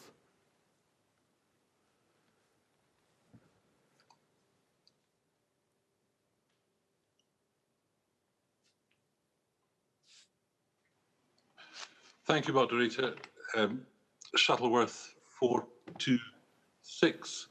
And my question to Peter is, while very much in favour of a more flexible approach to our training altogether, wouldn't the simpler solution be not for the whole church to be asked to make this decision at the Assembly to be flexible, but just to ask the Presbytery to be flexible in the disposition of the ordained local minister, if that was the route to ordination, which would enable the pastoral tools, if you like, of the sacrament to be administered by that person. So why does not, as a presbytery, accept the OLM as the acceptable route here, and then have the presbytery make the necessary appointment? Mr. Johnson. Thank you for the question, Alec. The response to that is that the calling of the person in question was to the Ministry of Word and Sacrament. And so we as a presbytery are responding to that sense of call and then seeing where this had arisen. It may be that an OLM route for some people that would work, but this was not the case in the instance that we had. And so that is why we are seeking to see this flexibility improved for those who would see Ministry of Word and Sacrament, full-time Ministry of Word and Sacrament, as their calling. Thank you. I have a question from Andrea Boyes.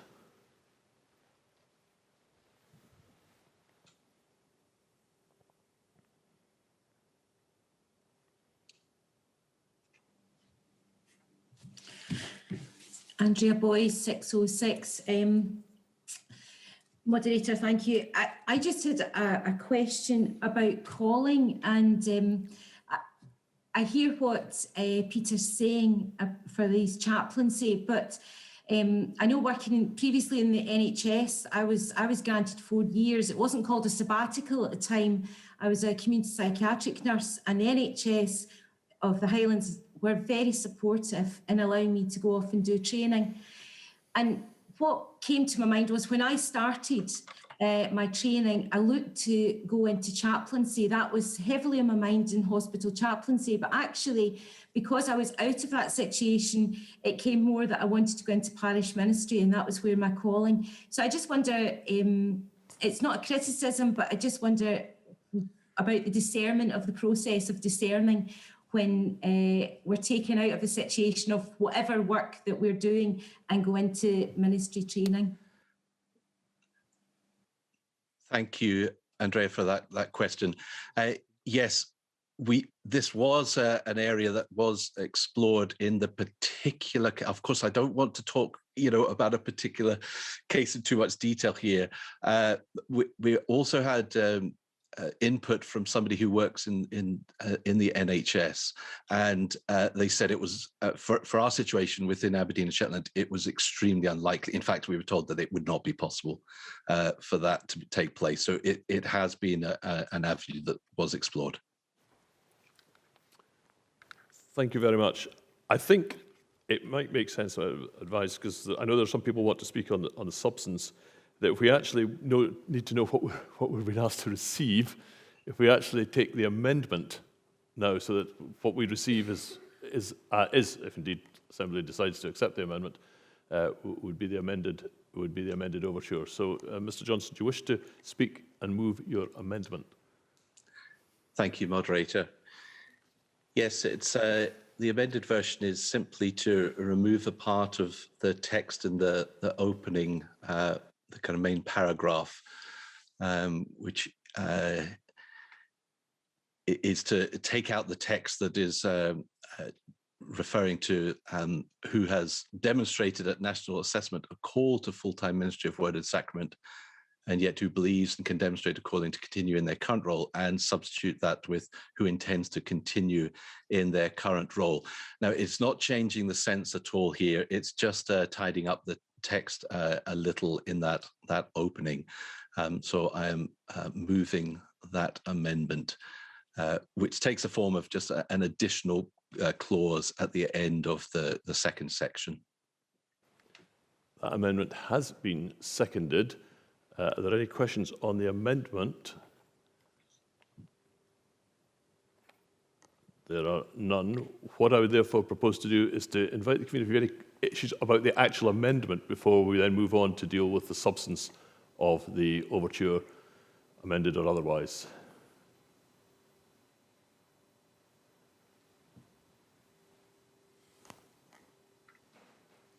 Your view.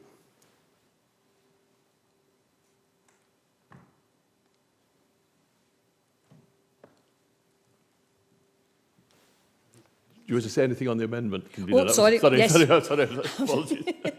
Multitasking, trying to catch up with all the other amendments. Moderator, the Faith Nurture Forum resists the overture from the Presbytery of Aberdeen and Shetland. Sorry. On the amendment. No, we'll come to the substance. Nothing to comment on the amendment. Mr. Johnston's amendment report in that sense at this stage. So he's asked to change what he has setting before Aberdeen us. and Shetland Presbytery are seeking to change what they're actually wanting us to receive. Yes. And therefore, we must ask if we must still vote on the amendment. Yes. Is it the will of the Assembly to vote for, ask the Assembly to vote for or against the amendment that Mr. Johnson has spoken to? Voting opens now.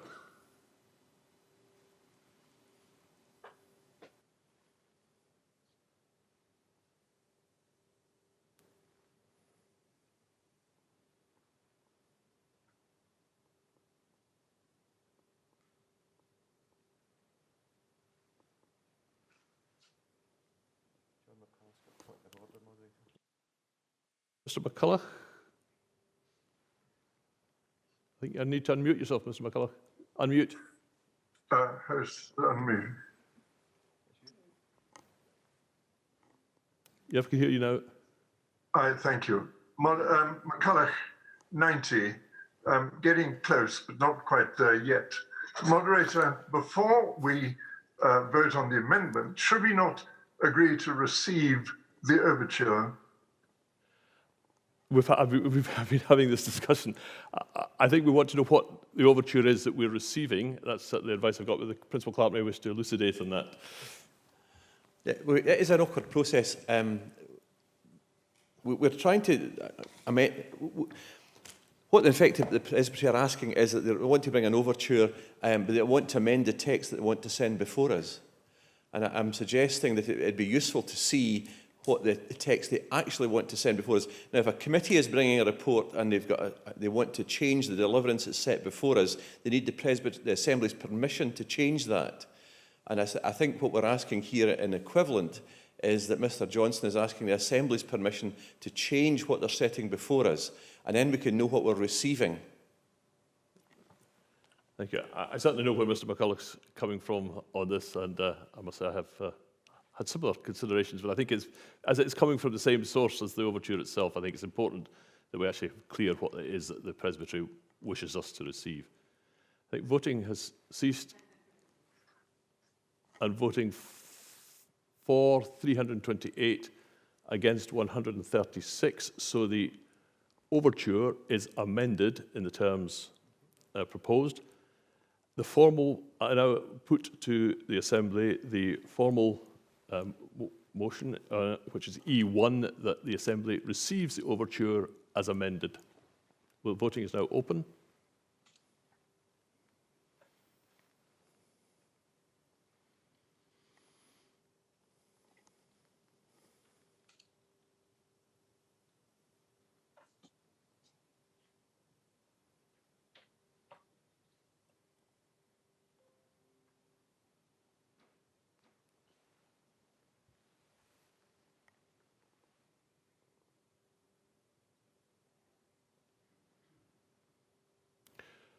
Voting is closed. They voted to receive the overture 379, against 114, so the overture is received. We will now move to the substance of the overture in E2 as amended. I do have some requests to speak. If anyone else has any requests to speak, I think probably formally I need to invite Mr. Johnson if there's anything further he wishes to add. No, moderator. Thank you. Thank you. And we've had questions, but obviously anyone else wants to ask any further questions, indicate your request to speak. I will therefore call on. Oh, sorry, I've got point of order from Mr. David McLachlan. Mr. McLachlan.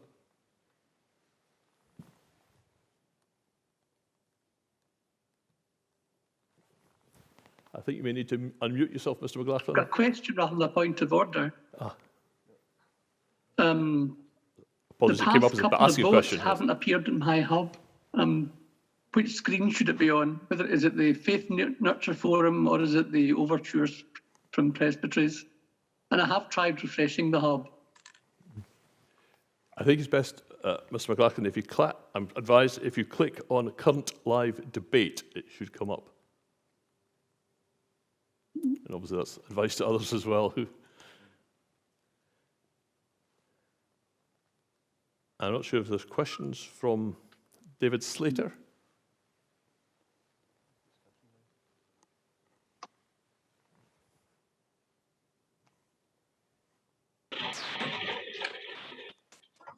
Thank you, Moderator. Slater 274. And I'm not quite sure whether I can ask this both of the convener of Faith Nurture and of Mr. Johnston, but I hope so. And I hope I can hear from both of them if possible, or we can hear from both of them.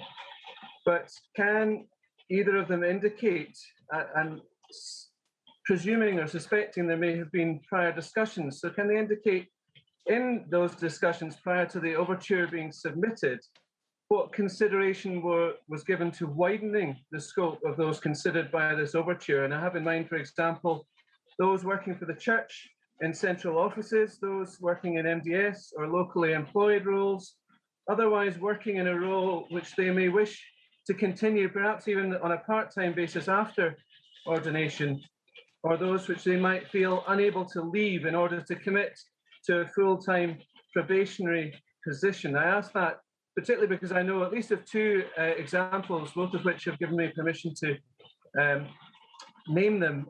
One is recently elected to be nominated to be an Assembly trustee, Barry Hughes, and another, Gillian Patterson, who had a sense of call to what was then auxiliary. I think it changed during Barry's time of training to OLM, but it was a call to full-time, but they didn't have the situation in their commitments to family and so on to be able to commit that time, and only later were able to transfer into the full-time ministry. So it seems to me that a widening might have been a useful thing to consider.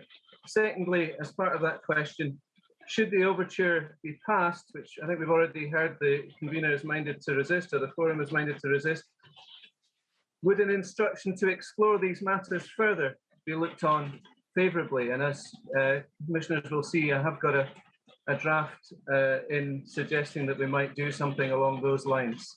Thank you, Moderator. And apologies for the rain battering on my conservatory roof. Yes, I think we all understand that.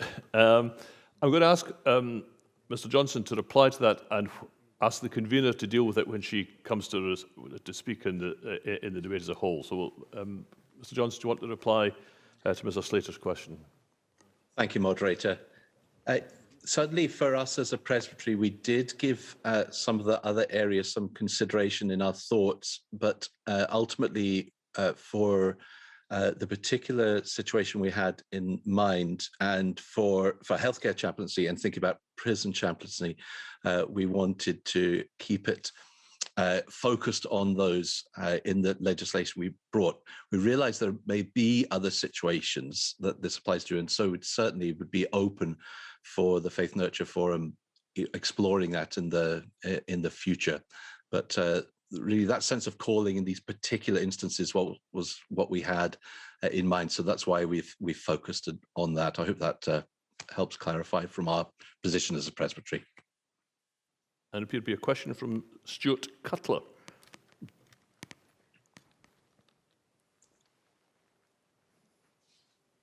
Mr. Cutler. Thank you, Moderator.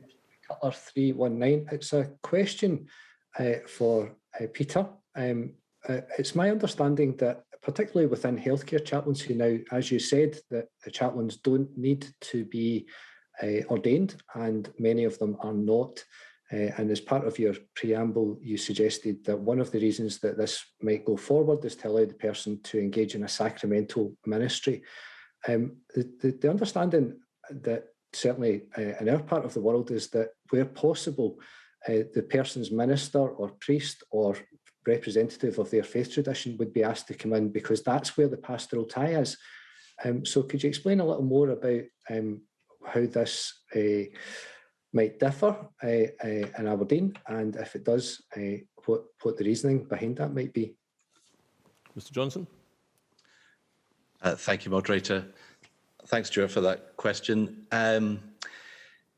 Not every patient has a minister in that same sort of, some kind of bond that there would be to a parish minister where they would know the person to be called in. So certainly our experience in the Aberdeen hospitals is that the chaplains really do build up a strong pastoral relationships with the patients that they might be seeing regularly. And so that would be the natural point then for many folks to ask for that sacramental blessing for them. So I think those would be really the key ideas there. I think in my 8 years of being here, I have never been asked to go into one of the hospitals to conduct a communion directly, being asked to do that.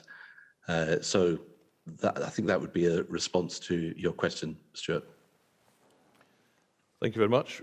We'll now move to discussion. I invite David Stewart to speak, and will James Francis please stand by?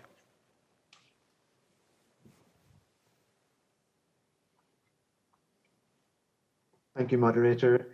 District 511. It's a question kind of for the convener, really, and it's about the Registration of Ministries Act. I know the Act's designed to sort of define what ministers' roles are and what they undertake, but I wonder if there's any way that that Act can be used to determine what kind of processes or further training that someone might be required to move between categories, without having to go all the way back to the start of a discernment and training process. And that might, in some way, allow people to serve in the church in a bit more flexible manner. Thank you. I think the convener may pick that up when she comes to speak in the debate. I therefore call James Francis, and if there are no further requests to speak after that, I would ask the convener to speak, and then Mr. John Ferguson to reply on behalf of the, as I understand, he's to reply on behalf of the Presbytery. That's right, Mr. Francis. Dr. Ferguson.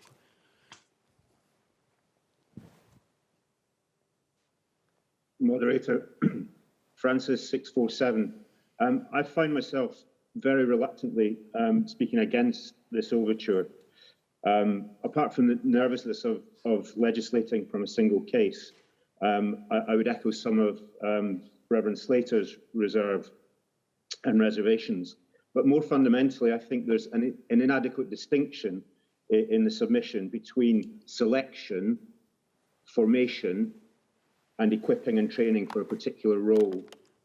I would like to see a little bit more explored in that area, and perhaps remitting this to the Faith Nurture Forum to explore that more fully would be a useful way forward.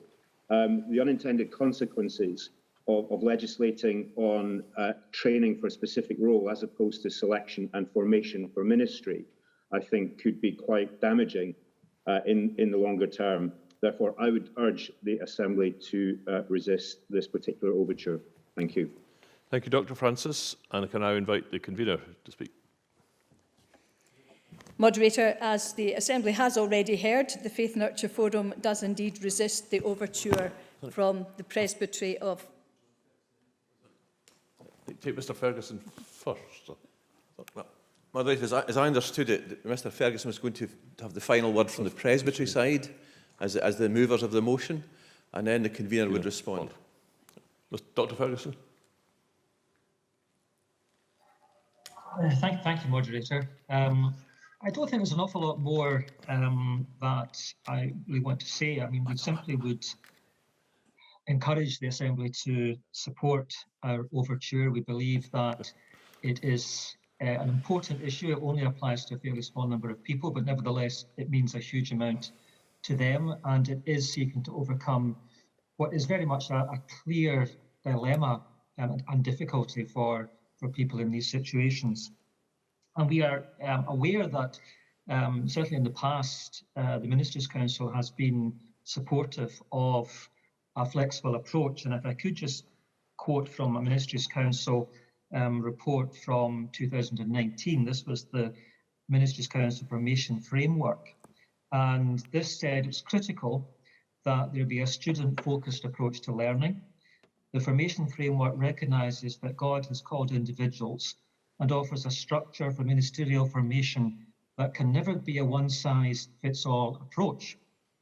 It is to be emphasised from the start that training is not based on and will not be assessed as a series of boxes to be ticked or aspects to be endured so that a pass mark will allow an individual to be ordained. This is about formation in order to exercise a vibrant, dynamic and enduring ministry. And I think the key words there for me, Moderator, are that it should never be a one-size-fits-all approach. And that's really what we are very much backing through this overture. It's not a major fundamental change to the training process. It's simply seeking common sense, flexibility for a small number of people who find themselves in a very difficult situation. And we would argue that to approve the overture is very much to affirm the vital work that hospital chaplains, particularly those seeking to play a sacramental role, are having in our church today. So I would urge the Assembly to support the overture, Moderator. Thank you, Dr. Ferguson. And convener, please. Moderator, the Faith Nurture Forum resists the overture from the Presbytery of Aberdeen and Shetland. The situation presented may look like a broadening out of candidacy, but in reality, it weakens the principles around discernment, education and training. Everything within this overture is very case-specific and relates to only one candidate. The candidate, in full discussion throughout with the recruitment and training teams, was aware of what would be required of them, and at national assessment was assessed for and expressed a call to full-time ministry of word and sacrament, and not a specific call to hospital chaplaincy. I understand that had the desire to remain in hospital chaplaincy been expressed at national assessment, the candidate would not have been accepted for full-time ministry of word and sacrament. Discussions have been ongoing for some time between representatives of the former Ministries' Council, more recently the Faith Nurture Forum, and representatives of the Presbytery of Aberdeen and Shetland to consider the issues raised and to look at possible ways forward. No acceptable solution could be found. The crux of the matter is contained in Section 6. We're referring specifically to individuals who feel called to continue serving and ministering to others in the setting of their existing appointment but who feel the call to ordination and to have their call upheld in the Church of Scotland's discernment and assessment process. We have a process of discernment and assessment for the recognised ministries of the Church: full-time ministry of Word and Sacrament, ordained local ministry, readership, and the diaconate. It is not an assessment to individual specialisms such as chaplaincy. Neither is it an assessment of a personal call to ordination in an employed post. Someone who is exercising a chaplaincy in a secular appointment without the need for ordination, as set out by the NHS, and feels the call to be ordained, can do so by being assessed for ordained local ministry. With the support of the Presbytery, an OLM can be ordained to serve in a way that fulfills the mission plan of that presbytery. The training programme for full-time ministry of Word and Sacrament is shaped to prepare candidates for any type of ministry they may be called to by God. For the majority, this is parish ministry, which is by nature diverse, changing and challenging. And so concentrated focus on this area is required. This requires the stepping away from full-time employment to enter a season of focused preparation for ministry, leaving our nets, surrendering to the call of God. The stepping away from one context of ministry, usually the candidate's home church, to enable focus and full involvement in a placement church. Only after ordination and a full-ranging experience of ministry do we tend to recruit for the specialisms, pioneering interim ministry, particular chaplaincies. The broad focus and then the narrow. Particularly in this time of challenge, change and transformation in the national church, we need our full-time ministers of Word and Sacrament to be open to the call of God. As was commented by one of our contributors, so many of our ministers are surprised by where that call to God leads, often to places unanticipated at the outset of training. Much was made of the word flexibility, and I know it's coming up in a later question, so I'll just use this answer from Kay Cathcart, who leads our work on education and training in response to flexibility. We do consider people's circumstances and route of study and make accommodation where possible. What people will study, where they will study, whether placements will be part-time, a particular context for placement, deferring, etc., are all means by which we endeavour to make the training experience as flexible as it can be for those who have special requirements or circumstances.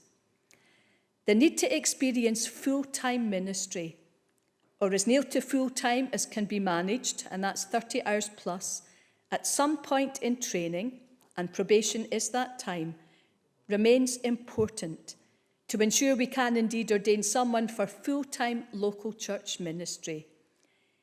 It's the only way we can be sure that someone has experienced everything which the reality of ministry might need them to have had.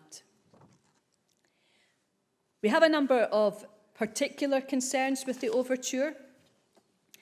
The amendment being proposed to the Act focuses on the fourth placement, that full-time 15-month placement, and it being changed to 10 hours a week.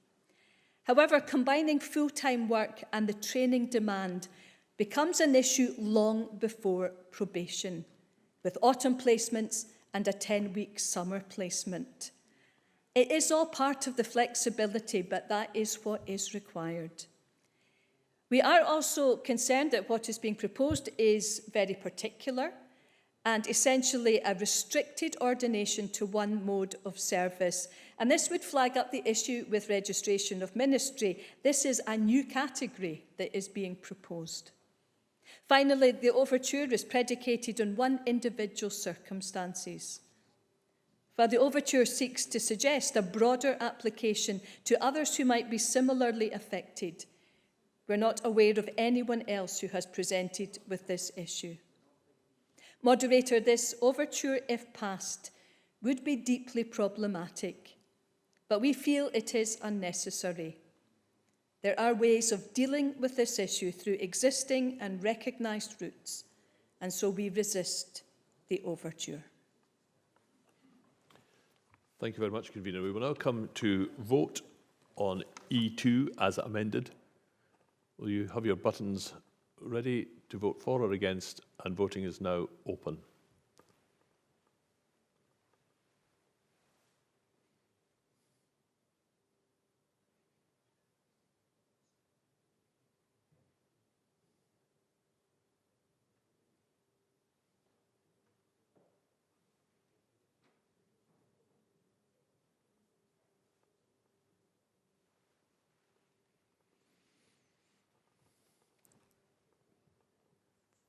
Voting has closed because I've voted for 69, against 455. I therefore declare that E2 is not passed. I thank all who contributed to this, this debate on this overture, and I would now propose to suspend the sitting. And now, starting with resuming in the Faith Nurture Forum report, we now come to a proposed new section from the Reverend David Slater. David, will you please move your new section. Thank you, Moderator. Slater 274, and I'm delighted the sun has come out in Gartcosh. The section instruct the Forum, along with any other relevant bodies, to explore the possibility of granting greater flexibility in designating probationary placement requirements, including, and if I would be permitted to add an extra word here, including shorter part-time arrangements, especially for those already working in church and ministry settings or would otherwise find it difficult to embark upon a full-time probationary placement and report to the General Assembly of 2022. I don't know actually if that's seconded. Do we have a seconder? Seconded. Thank you. Moderator, we've heard a full and well delivered report from the Forum, and we've also heard a full and well made argument for allowing people in a specific situation, sensing that call both to ordained ministry and remaining in a current role. We've heard these made, we've seen that overture rejected. But while Act 10, 2004, as amended, does grant power to vary the current training arrangements in exceptional circumstances, and indeed also has a section to prescribe a part-time, or the opportunity to prescribe a part-time equivalent for that probation in terms of hours worked and experience gained. So I presume that would suggest, for example, a 30-month probation if that were half-time. I believe that the urgent nature of the issues facing us requires something further. I'm aware of a number of people who've, as I mentioned before, have previously wished to a number of people have previously wished to stay in a church or ministry role after ordination that they were in prior to it, but were unable to do so. And as I've mentioned, those in certain MDS roles who might benefit from an analogous arrangement to that suggested in the overture, even though it fell. But as I say, those who I mentioned before might also have benefited. A barrier would be removed to training from those who might otherwise dismiss full-time ministry from consideration as they explore their calls. And as I say, Barry and Gillian are two examples of that. But I also was aware during my training of others who went into auxiliary or OLM and were unable to fulfill the true calling that they had, I believe.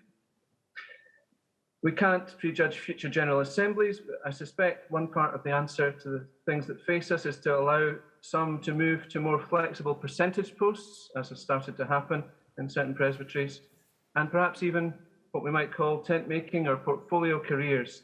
And such training arrangements might prove an advantageous option to leading towards those kinds of situation. I don't know what the convener is minded to do, and I don't want to take up any more of the Assembly's valuable time. So I move my section, and thank you for listening. Thank you very much. Any questions? Any requests to speak? Convener? The convener is not minded to accept, and I will reiterate what I said in the response to the overture, that we do give consideration to people's circumstances and route of study and make accommodation where possible. Where they'll study, what they'll study, whether placements will be part-time, the particular context, etc. I said all that earlier, but the need to experience full-time ministry, or as near as full-time as can be managed, and that is 30 hours plus, at some point in training, and probation is that time, remains important to ensure that we can indeed ordain someone for full-time local church ministry. And it's the only way that we can be sure that someone has experienced everything which the reality of ministry might need them to have had. I do appreciate that going forward, this is something we have to keep under review, because our context is changing all the time. We are open to other possibilities, but at the moment, this is as flexible as we are prepared to be. But we keep it under review, but I'm not prepared to accept the amendment. Thank you. Before we proceed to a vote, can I just clarify, David, when you actually moved the new section, you changed it slightly from the written text. Am I right in thinking you said in the bracket parts, including shorter part-time arrangements? Is that what you're moving? If that's allowable and possible, yes, please, moderator. I had sent a short message to the clerks. I'm not sure if it got to them. I think that's what you articulated. We'll now proceed to vote. Have your buttons for and against ready, and voting is open.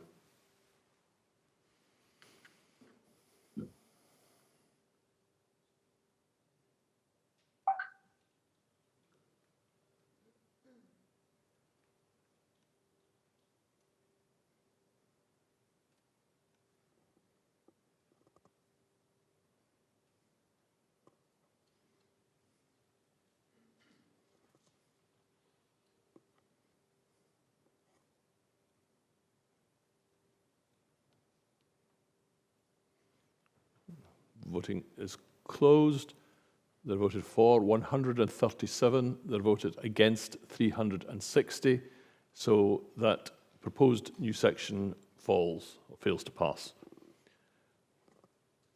Section 4 is fast-tracked. We now come to Section 5, for which there is a counter-motion from the Reverend Sandy Stoddart. So I'd call Sandy Stoddart, please.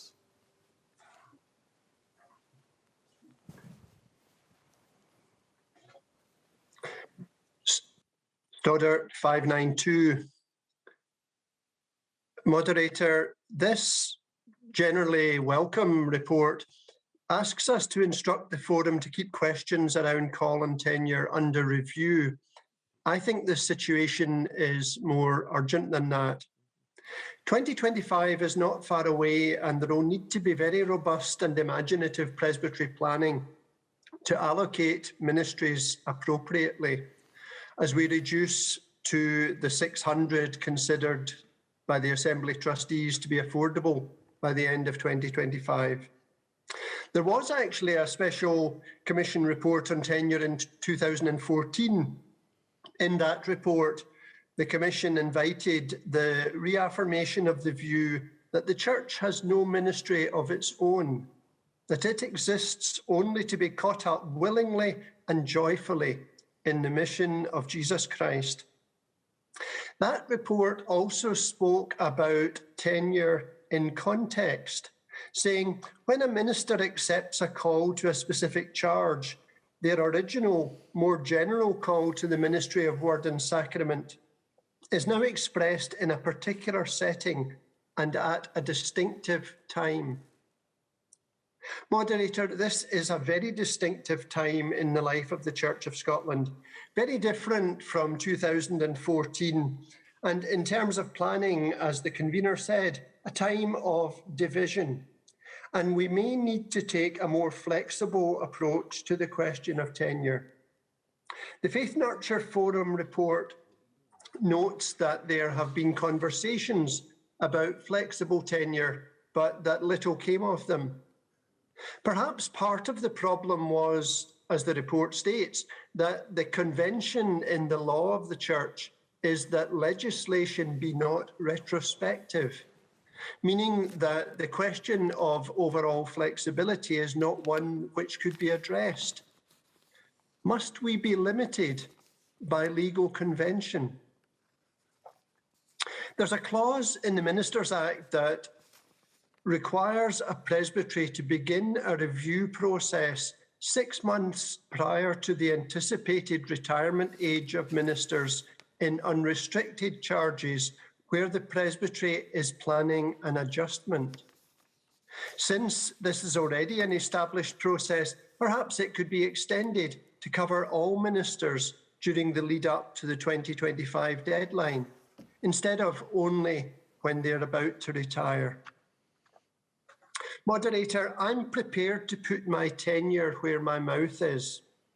My charge is unrestricted but subject to future adjustment under the presbytery plan.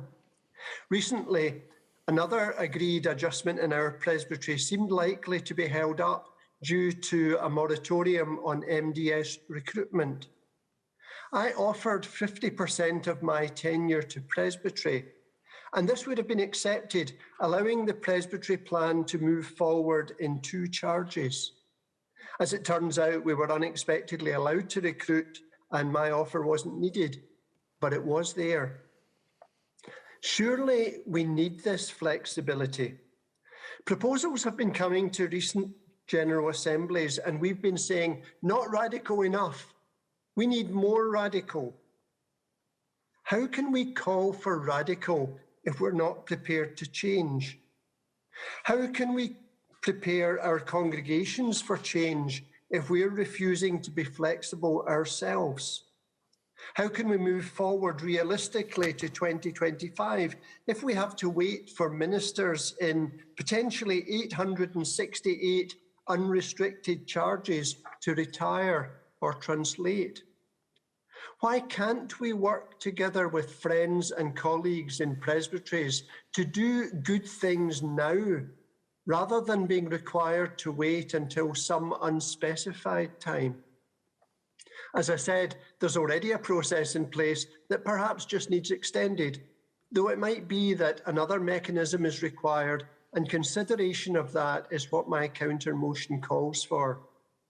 And as with everything, this should be done carefully, prayerfully, and with compassion. I'm a great believer in a call to place, but I pray for the grace and courage to allow myself to be caught up, as that report says, willingly and joyfully in the mission of Jesus Christ, even if that changes from what I first expected. Moderator, I move the counter motion, and I have a seconder, Reverend Julie Rennick. Thank you. Thank you. I wonder, Julie, can you just indicate the second and pressing the second button. I think there's a question from Barry Hughes.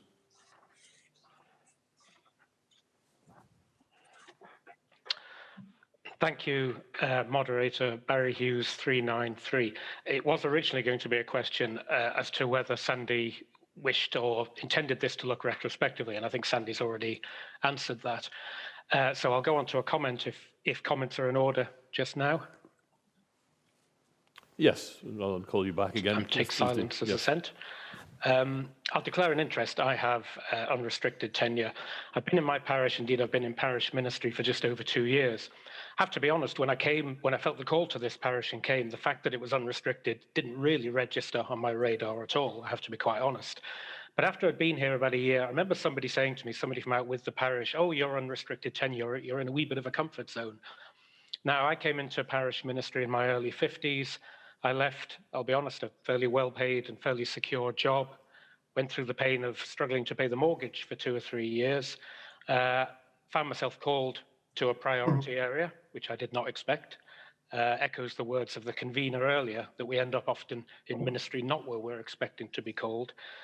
For the first 7 months of my ministry here, I lived here alone because agreed with my wife and the children that they would be better staying where we were so they could finish the school year. So the transition to parish ministry was not straightforward, was not easy, was not comfortable. And as I say, the fact that I'm in a priority area, which by the way I love, is a big change.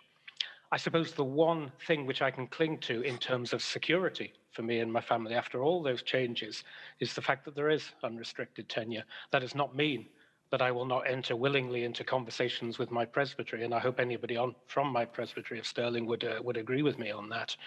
But I do feel as if that would be almost the last element of the rug would be pulled from under my feet if we say that we can apply this retrospectively. Thank you, Moderator. Thank you very much. I don't know if there are any further questions, if people will indicate. In the meantime, can I ask Julie Rennick, please?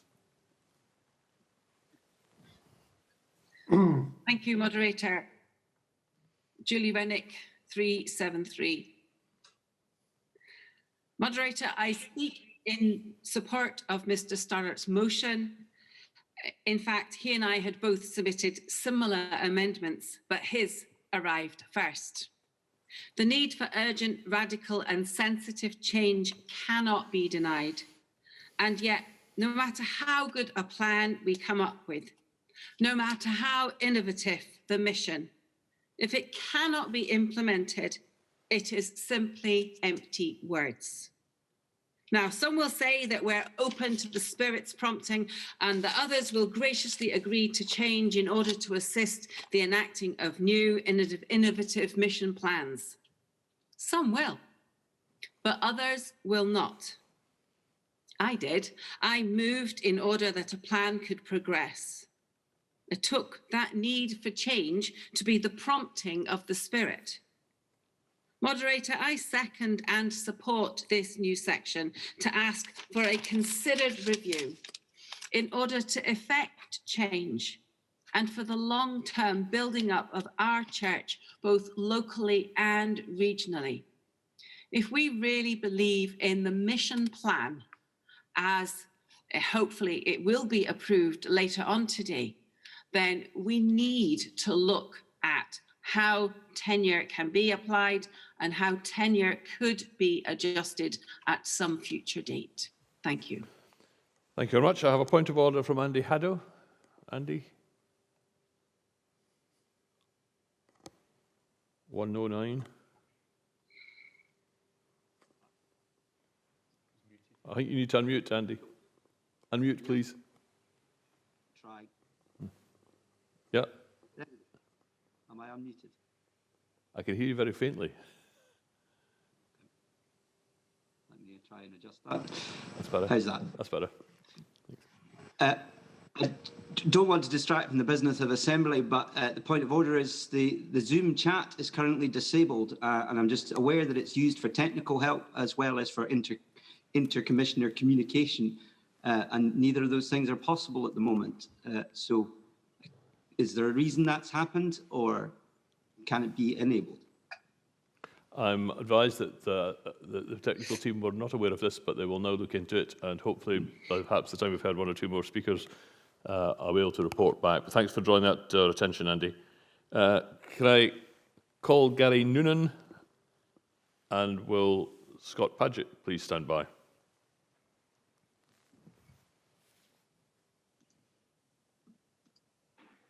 Noonan 217.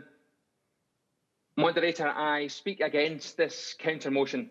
As has been acknowledged, in 2014, a special commission of the General Assembly reported on the issue of tenure.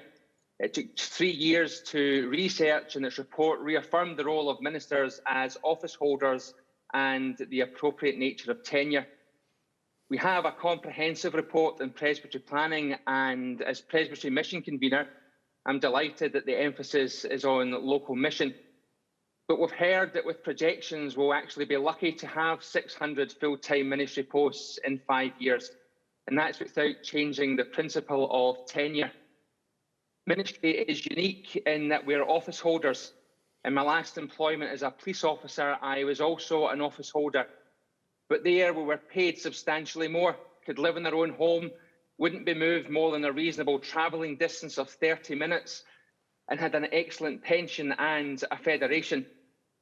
In ministry, we're recompensed differently. We have no set hours, no defined job description, 7 Sundays holiday a year.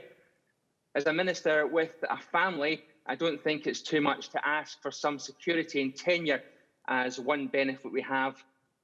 That tenure will not preclude me or many others I know and have spoken to from talks of readjustment, but having it taken away from me most certainly will. We are short of ministers. Again, the removal of tenure and the increased uncertainty will do nothing to attract them. And that's before the implication of retrospectively removing it, which could pose issues around legality. It would certainly require consultation, and certain terms offered would have to be protected. This would likely include tenure. And for a church which has never introduced retrospective legislation, to do so in the removal of tenure from people inducted in such a condition would be unjust at best. All this before the impact of threatening the freedom of ministers to speak prophetically and freely to congregations. It most certainly couldn't be done in isolation and would need a wide-scale consultation and review in the terms and conditions of ministers, their employment status, the very principle of call, and thereafter it would surely require the Barrier Act. The way we care for ministers has never been more important. Their spiritual, mental and financial well-being. To ensure that, as we ask more and more and more of ministers, we've not only equipped them, but we must also support them. For those reasons and more, I urge the Assembly to vote against this counter-motion. Thank you, Moderator. Thank you very much. Can I now call Gary Noonan? Oh, sorry, my apologies, Gary. Scott Paget. I was looking at the wrong side of this. Scott Paget. And will Alistair May please stand by? Oh, and also just to report, my understanding is that the chat is back up. Hopefully that is working.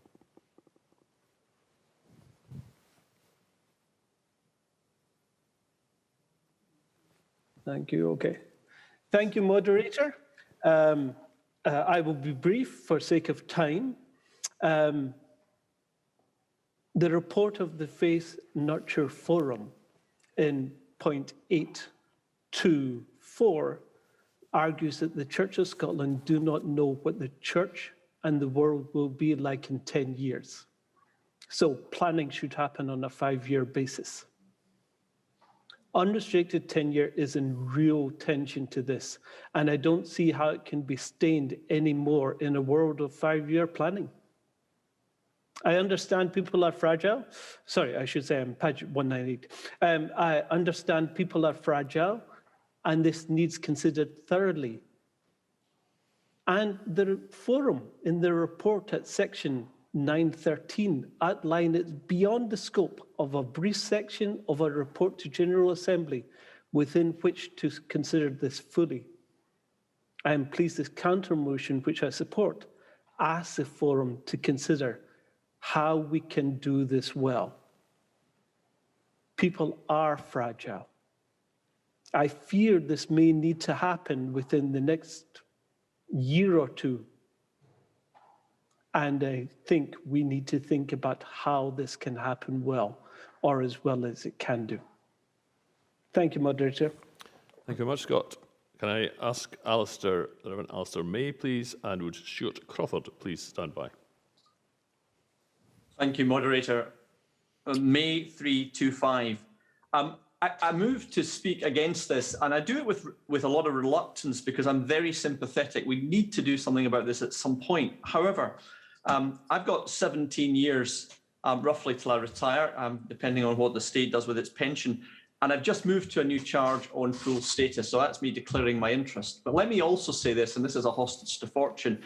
If the Presbytery plan reshapes ministry in this area, I will be very open to God's call to do something different. I don't expect to sit tight and ignore that.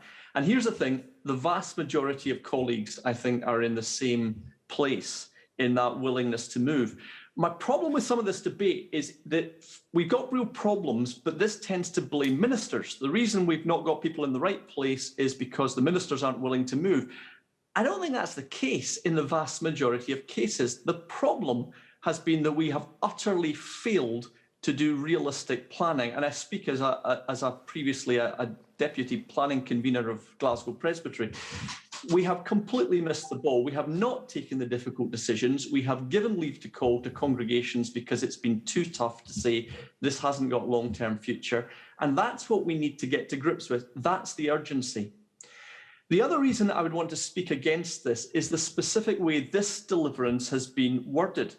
It asks for deliverances to be brought forward. Well, you would actually need legislation, and that legislation would need to go almost certainly down under the Barrier Act. That takes 2 years. By the time that comes back, you'll be hard up against that 2025 deadline. It is simply going to leave people feeling very insecure that legislation might come forward which means they have to conform with the Presbytery plan in 2025. That could potentially be only a year or two after the legislation comes. If we're going to look at this, it needs to be in terms of saying to people that perhaps if their place isn't conforming with the plan, we have a discussion with them and maybe 2 or 3 years later on that there's a need to move. But again, I think in the vast majority of cases, the Assembly and the Presbytery simply saying to people, we're asking you to do this. All of us in ministry have taken big steps for God into the unknown. And I hope and pray that we are continually willing to do that. Thank you, Moderator. Thank you, Alistair. I call Stuart Crawford, and then I will call Michael Goss, after which I'll offer Sandy Stoddart an opportunity to reply. Thank you, Moderator. Stuart Crawford, 244. I speak as a minister who is on the reviewable tenure. I too have a family. I have responsibilities to them. But I feel that it is time, we're talking about radical action plans in every area of the church, and yet tenure seems to be the one area that we are not addressing. And I would like to speak in favour of this counter motion because I feel the time has come that tenure has to be reviewed. My colleague, the Reverend May, has just advised the length of time it will take for this to happen. We're talking about almost every other area in the church. It has to happen now. We can't wait 5 years. We can't wait 10 years. Why do we keep having to wait about doing something about tenure? Other denominations use it very successfully, such as the Methodist Church. Ministers there are on a reviewable charge. I feel that it is time for us to be radical and for everything to be on the table, everything to be open. And I therefore speak very much in favour of this counter motion. Thank you very much. Thank you. And Michael Goss, please. Thank you, Moderator. Mike Goss, number 491. And I speak to oppose this counter motion. I've been working in Presbytery planning for a wee while, convened it since last summer, really. And I have been so encouraged by the large number of ministers who've been prepared to lay aside the unrestricted tenure they have in order to go into something new. Just this past 10 days, I've had over my desk the agreements of congregations, kirk sessions, ministers, and the Presbytery for that change to take place in Glasgow Presbytery, which will impact on the tenure of existing ministers in a charge quite significantly. And just before I came to Assembly, another minister contacted me saying that they wanted to pursue a union and then to get into discussions with other local ministries to look at what new partnership they should have there. But they don't want to do that as somebody forced into reviewable tenure. They want to do that with the same freedom as the other ministers so they can just get on with doing something new without something hanging over their heads. I think it's not a case of forcing people into ending tenure. It's about moving and working with people. And there is a huge willingness all across the Church of Scotland now to work together, to do new things, to be bold, and to change the very conditions on which ministries were originally called, and I would strongly resist trying to put through a legal answer which actually doesn't deal with the willingness and eagerness that many have to actually see where God is leading them and their congregations in these changing times. Thank you, Moderator. Thank you very much. And I said after that I would then ask you offer the opportunity to Sandy Stoddart to respond, and then I'll invite the convener.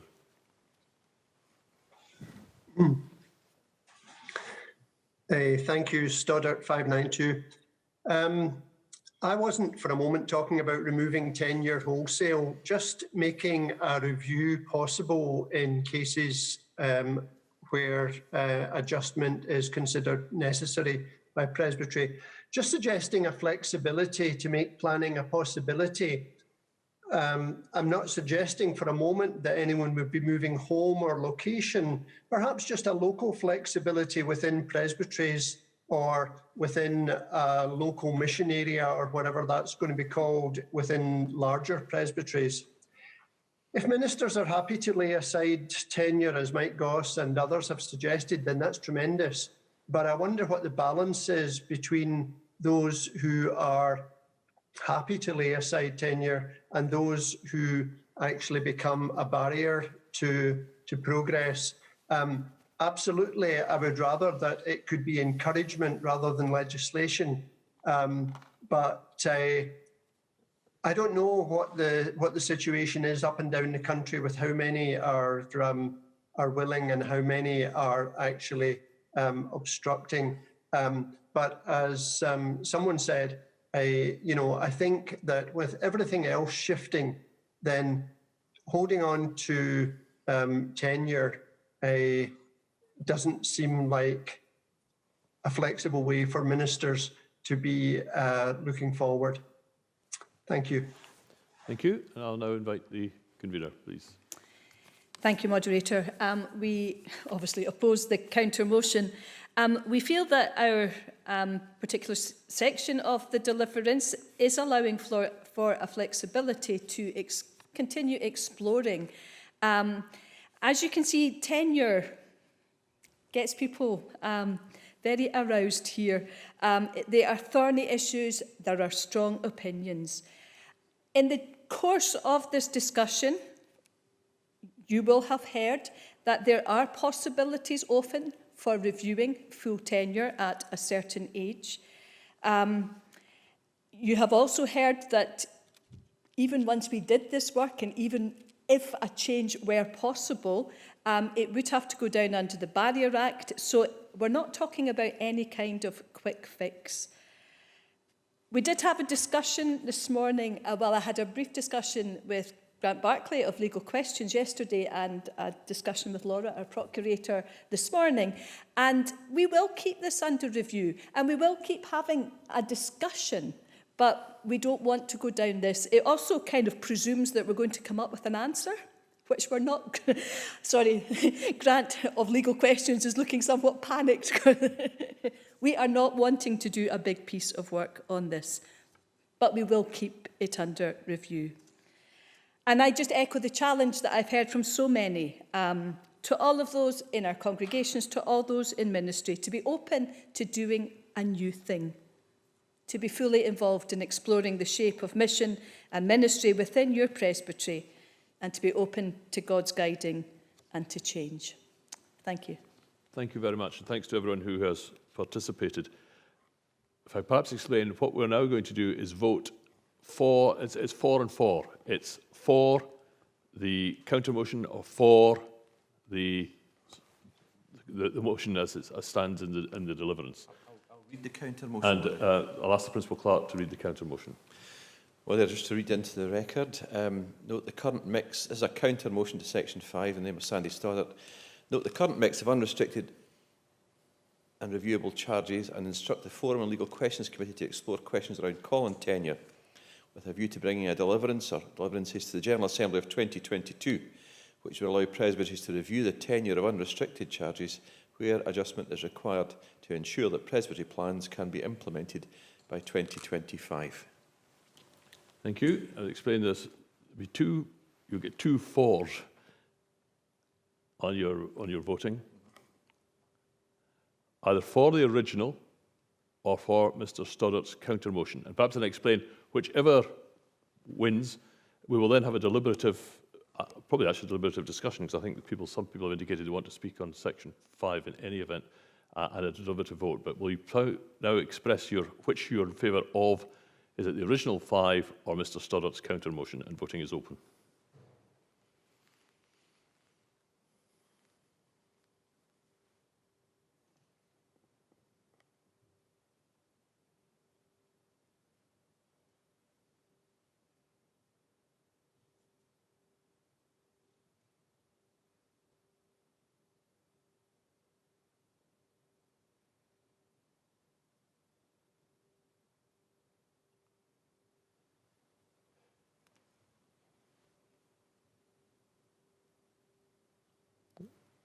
Voting has closed, and they're voted for the original, 389, and for Mr Stoddart's counter motion, 147. So in terms of this vote, the original prevails. I did have there was an indication, I think, of some people wishing to speak on the original. I know there will be a vote for and against, but I think there's people wishing to speak on the actual. We haven't actually had a discussion or debate on the actual substance of section 5, which is now before the Assembly. And if anyone does wish to speak, Christine Murdoch got a question. Christine? Moderator, while I'm speaking to Deliverance 5, I would also like to touch on section 6 of the report, and I would like to thank the Forum for their comprehensive report. In 2006, I accepted a call to a charge with a reviewable tenure, the purpose of which was to encourage the development of an ecumenical parish. I was reliably informed at the time by Presbytery that if we could demonstrate progress, then the tenure would be extended. Then came along the 2020 vision, and I could see the writing on the wall very clearly. In December 2011, I was informed my tenure would end in June 2012, a time when most, if not all, vacancies in the Church of Scotland persisted. Before I left my charge, I was given excellent support by Gavin Elliott and the Ministries Council. And while both my husband and I knew that God had a plan and that we would be supported through this time, it was incredibly unsettling for our 11-year-old son. By the summer of 2012, vacancies were again being able to be filled, and I must admit I had a rather scattered approach to applying for them.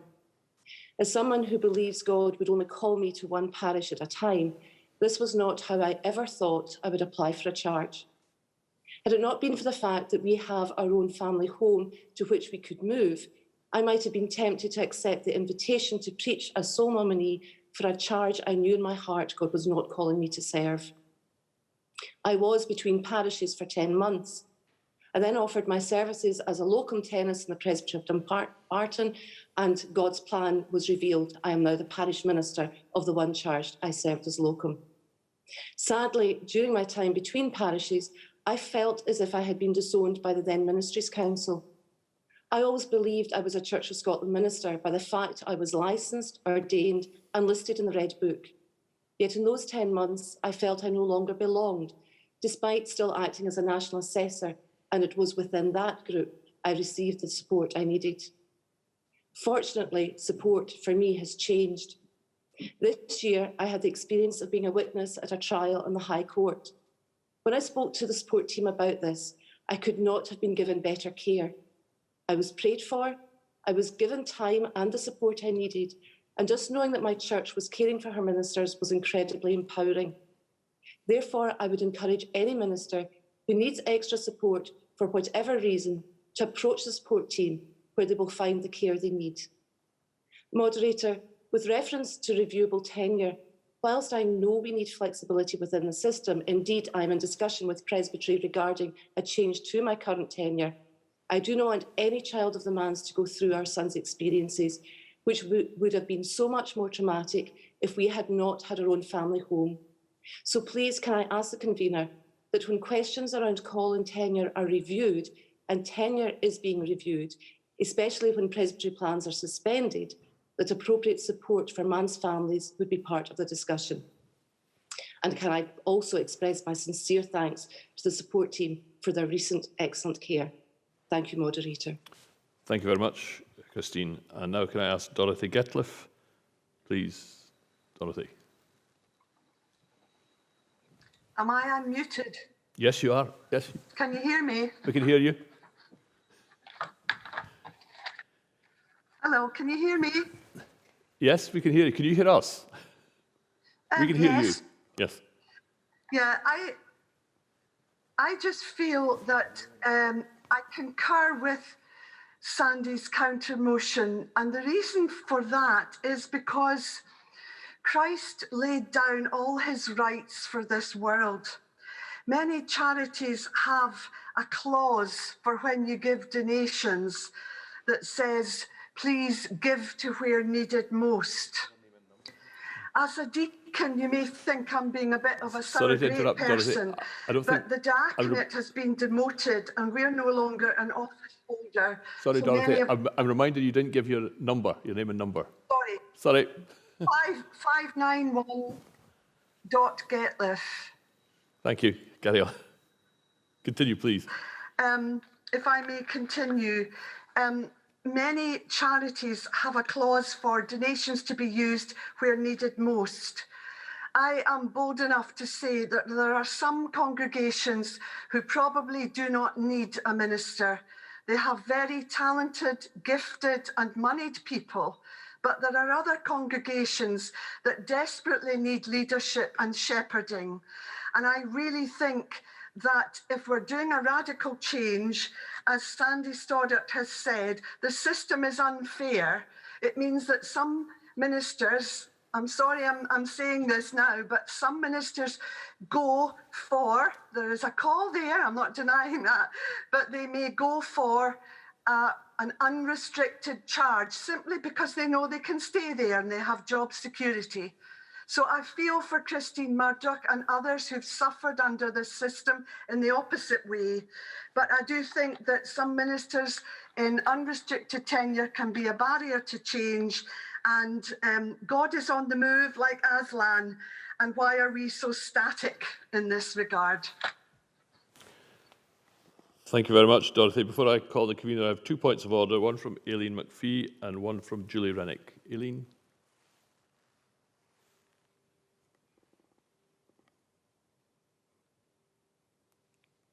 I think you need to unmute, please. Sorry, McPhee 551. It was really just to say that I don't think we should be still discussing the counter motion because it's already fallen. Can't hear. She's suggesting. If you speak into the microphone, but I think she's asking, suggesting it don't get speaking to the counter motion which has fallen. Sorry, I couldn't quite hear what was being asked. Sorry, I was suggesting that given that we've already that the counter motion has already fallen, should we actually be continuing to discuss it? No, what I said was the counter motion failed, but there hadn't actually. I mean, there might be people maybe had wished other issues to raise under what was the substantive section 5 of the deliverance, which maybe have raised issues which were not necessarily ones which were taken up with the counter motion. Julie. Yes, moderator. Rennick 373, I was raising the same point as Aileen McPhee. I believe that Dorothy was speaking directly in support of Sandy Stoddart's counter motion, as did I, but that counter motion has fallen. And so, although I support the tenor of what she was saying, it was unfortunately mistimed. Yeah. Thanks. And as I say, the reason I agree that there should be, because I think indeed Christine Murdoch raised issues which were not related to the counter motion, but when I just say it on the list, there was no indication it was a wish to speak on section 5 and not in relation to the debate on the counter motion.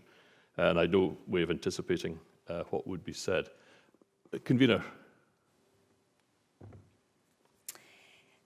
Thank you. You've heard an awful lot of different comments. Christine, I thank you for sharing your experience, and I will indeed pass on your thanks and appreciation to our support team. Yeah, they're a wonderful group of folks as well. You heard what Dot had to say. There's nothing more for me to add. I did say that it was an emotive issue. Thank you. We'll now proceed to a vote on section 5. Please press your buttons for or against, and voting open now.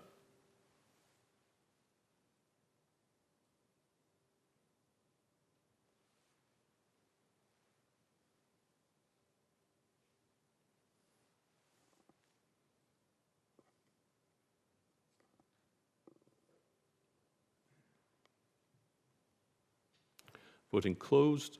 The voting for section 5, 466, against 35. I therefore declare that section 5 passes. There is now a new section in the name of the Reverend Sheena Orr. Sheena, you please move your new section. Thank you, moderator. Sheena Orr, 021. And I have a seconder for this motion. It's a coincidence that we've been talking a bit about chaplaincy today, and we've just been talking about the resources in terms of parish ministers. And I hope that the convener sees this as something, this new section, as something that offers resources within the church that I don't believe are fully recognised at the moment. And as we move towards new ways, and already are working towards new ways of working, the chaplains, and I include all people who are being paid in other institutions of chaplains. But I myself come from prison chaplaincy, and we are in a slightly different position in that we have to be in good standing with the Church of Scotland in order to be chaplains for the most part. That means that we're still recognised as ministers of the church, and yet in some ways we're not integrated into the church planning and the development of things going ahead. There's little mention of chaplaincy in the forum report, and this is a plea for full-time chaplains, or maybe that's not quite the right phrasing, but for those who are being paid to be chaplains in other institutions, to be seen as an integral part of the church, which they are, and to be included at Presbytery and national level in the planning. There's a focus on parishes and on parish ministers when you look at all the planning documents, and the wider issues of the resources available don't seem to be always recognised, and yet within chaplains we have a valuable resource within the church, often working in priority areas and with those very people that the forum is identifying as those that we want to prioritise as the most vulnerable and marginalised. Chaplains are not always kept up to date, even though we are ministers of word and sacrament. We don't have Church of Scotland email addresses, and the chaplaincy forum was disbanded at the beginning of last year, and there is no formal structure for chaplains to be included in the decisions and in the development of the church matters and church planning. And so I would like this section to be accepted. I hope it's seen as a positive contribution of recognising services and the resources that chaplains can offer. Prisoners Week Trust has just launched a new website. We've done some research with different congregations, and there's a real desire to have more connections with chaplains, and for there to be opportunities to be engaged with the work of chaplains, not just in prison, but in different settings. Thank you, moderator. Thank you very much, Sheena. The wording is on the hub, but I'll invite the Principal Clerk to read it out. Yes, it is to add a new section 6, instruct the forum to include full-time chaplains in the planning and development of new ways of working, recognising chaplains as valuable resources and as integral members of the church. Thank you very much, and it has been seconded. Anyone, any questions or wish to speak? Therefore, ask the convener to respond. Thank you. Sorry, it's one question came in. Is Brian Kerr, do you wish to ask the question before the convener speaks?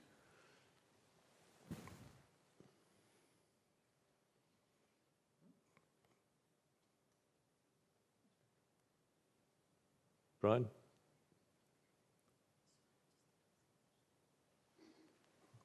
Thank you, Moderator Kerr 194. It's just a technical question, and I don't know if this is for Principal Clerk or for the convener, but are we able to include people who don't work for the church in planning and deployment if chaplains are employed by, for example, the NHS or the Scottish Prison Service? Are we able to include them in planning and deployment numbers or systems? That to me would seem quite an odd thing to do. I get the sentiment behind this, but I'm not sure that planning and deployment would be the place for that. I'm not sure that is a matter of... Does Principal Clerk wish to answer that, or will the convener answer it in her response? Well, I thought Sheena was trying to suggest that they would offer insights from their perspective into our processes rather than be part of our planning processes. Convener. I'm sympathetic, but I'm not accepting it. I think that the place for involvement is within the Presbytery, so this is a plea to Presbyteries. If you have chaplains within your bounds, please use them in a way that's appropriate. I hear what she's saying, but I'm not minded to accept. I think that debate is now closed from the convener's response. We'll therefore put this new section to a vote. Press your buttons for or against the voting open.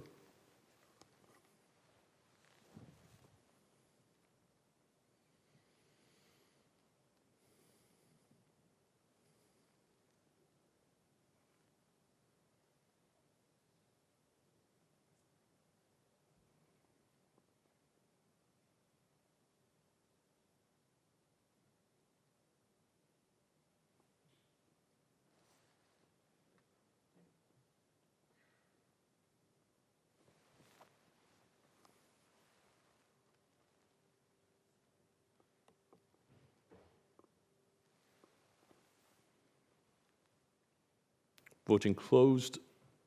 They voted for 197, against 316. So that proposed new section does not pass. We now move to section 6, to which there is an amendment in the name of the Reverend Fiona Smith. Therefore, I call the Reverend Fiona Smith. 583, Fiona Smith. Thank you, Moderator. The Assembly will have seen my very simple proposed amendment in relation to the proposal from the Forum to create a capability procedure. I'm very much in for and positive about this proposal, but I am concerned in the report that it states that this would sit independently of discipline and ill health processes. By its very nature, a capability procedure is going to look at improving performance. Fantastic if that's going to help us in our discernment, in our improving our skills, in our context, and so on. But there also is going to be an element, a necessary element within that capability procedure that actually has a measure of accountability and performance. And what happens if you don't improve? What does that mean? Also, while the report does state we want to ensure that this is consistently applied across the whole of the country and that to ensure fairness, what happens if this is simply a voluntary scheme? Some are in part of it, others are not. There's also questions about the difference between ministers who are in parish and office holders and ministers who are employed, associate ministers, ministers in a MDS post. And so I do think that there are concerns about how the capability procedure will rub up against issues in relation to discipline and in relation to the ill health processes. So it is why I am proposing that the Forum works in consultation with the legal questions so that there's nothing down the line that comes out of the woodwork to bite us all on the backside. And actually, let's be open about this as ministers, about how important it is that we start looking at our own accountability.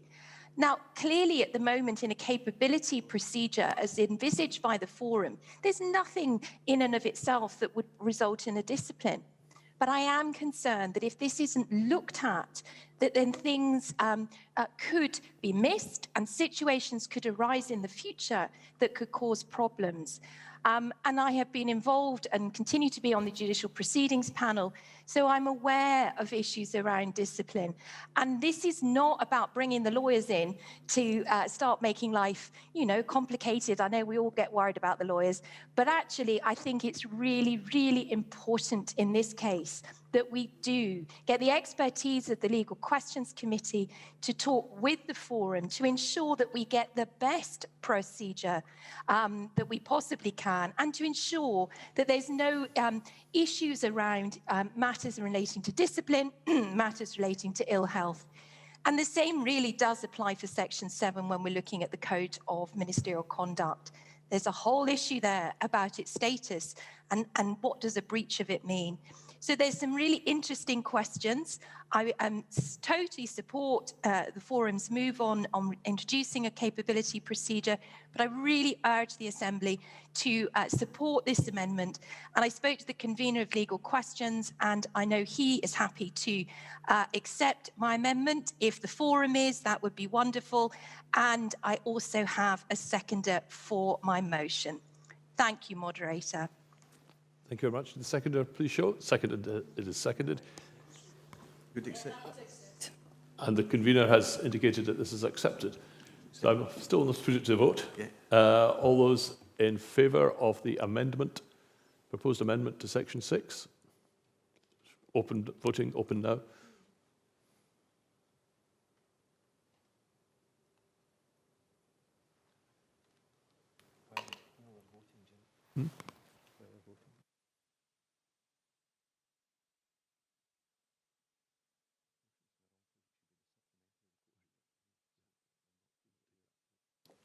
Voting closed. They voted for the amendment 461 and against 19. Therefore, the amendment is carried. And we will now vote on Section 6 as amended. There's no request to speak, so voting is open. For or against.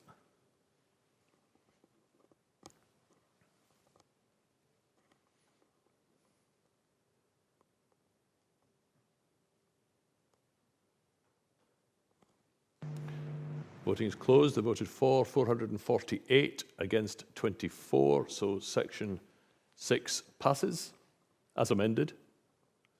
We now move to Section 7, where I think there may be Fiona Smith wish to speak on Section 7. Thank you, Moderator. 583, Fiona Smith. I'll be quick. Excuse me, I've got a frog in my throat. I've been eating too many toffees. Anyway, just to say, I'm really glad that the forum are looking at the code. I think there are issues of clarity that need to be made around it. And there is, I haven't proposed an amendment to this, but I do urge the forum to again consult with legal questions and how this works within the discipline procedure.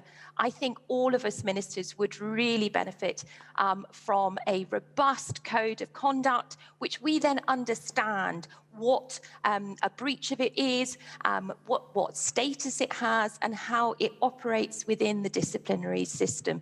So just commending this and urging that our lawyers are contacted again too. Thank you, Moderator. Thank you very much, Fiona. Convener, do you wish to say anything? Can I give that assurance that we will talk with Grant and his committee about this as well? Thank you very much. Let's put this to a vote. All those in favour for, vote for. If against, vote against. Voting open.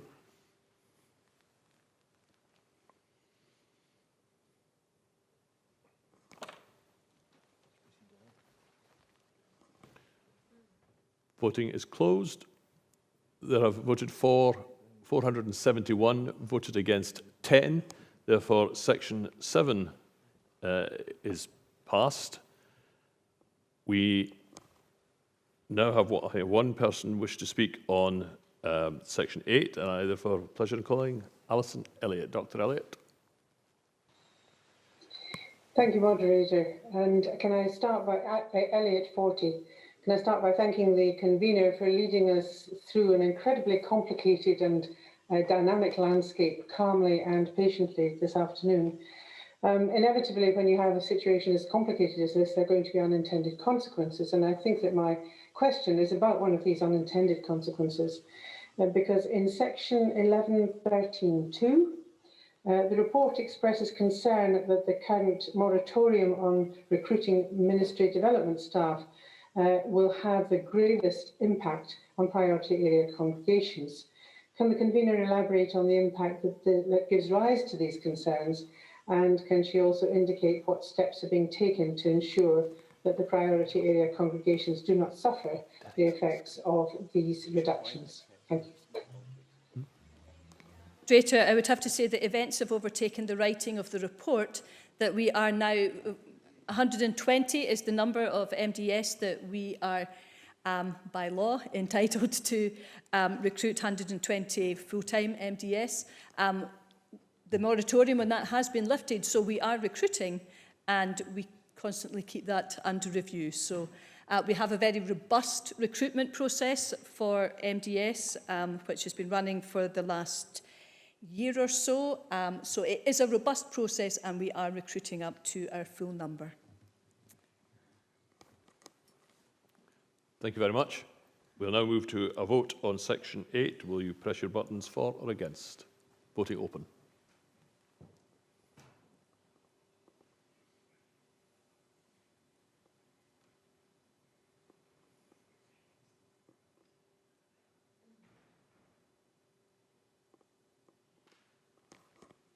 Voting closed.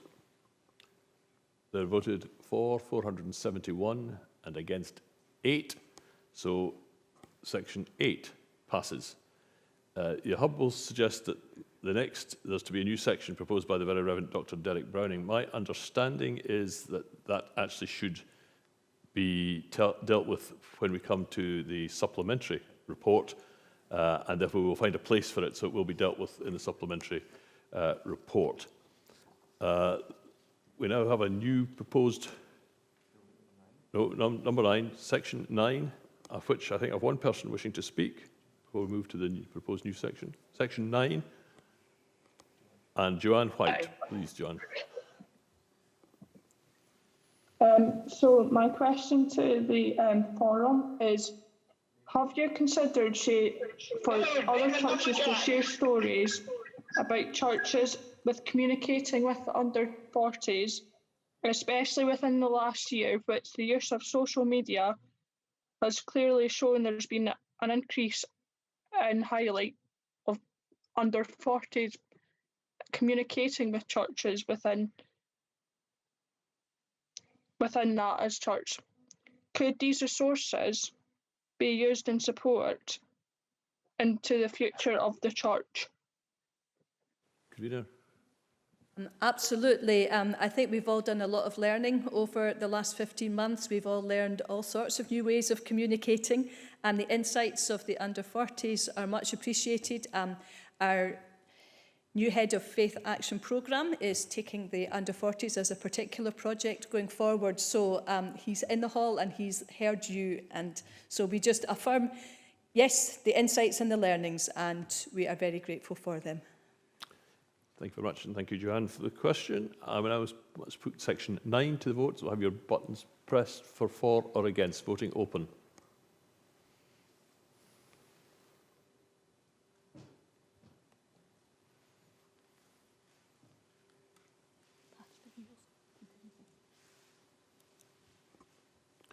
Voting closed. There are voted for 454, against 11. So section 9 passes. We now have a proposed new section for the Reverend Andy Haddo, and I call on Andy Haddo to move his proposed new section. And if anyone wishes to put any questions or to speak on this, will they please indicate? Thank you, Moderator.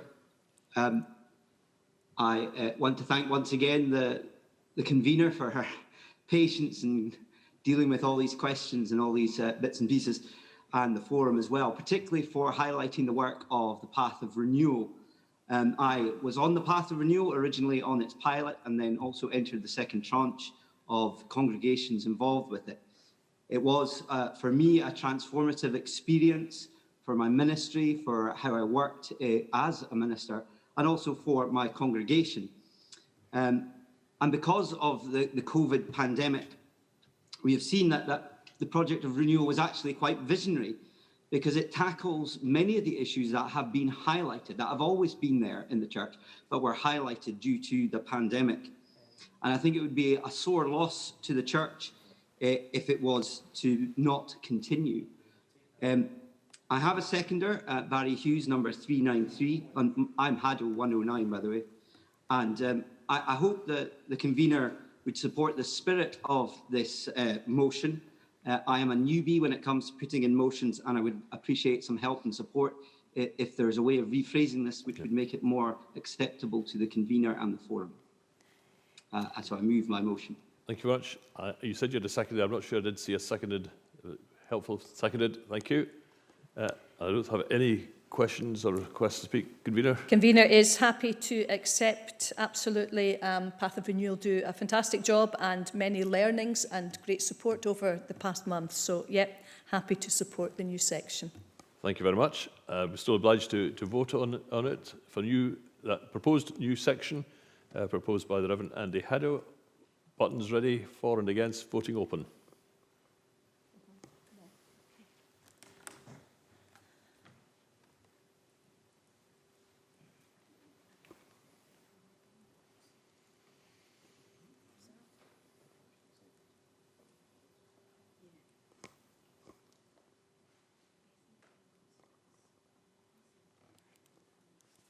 No votes.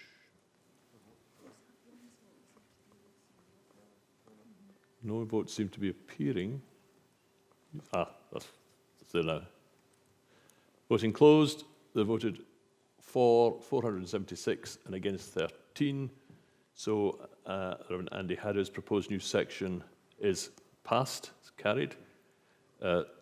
Section 10 has been fast-tracked. There are now 3 proposed new sections which we will take. First of all, from Mrs. Bethany Pringle. Bethany, please. Thank you, Moderator. If I could interrupt just before Bethany speaks briefly, to say that I understand the convener and the forum are willing to accept these 3 new sections.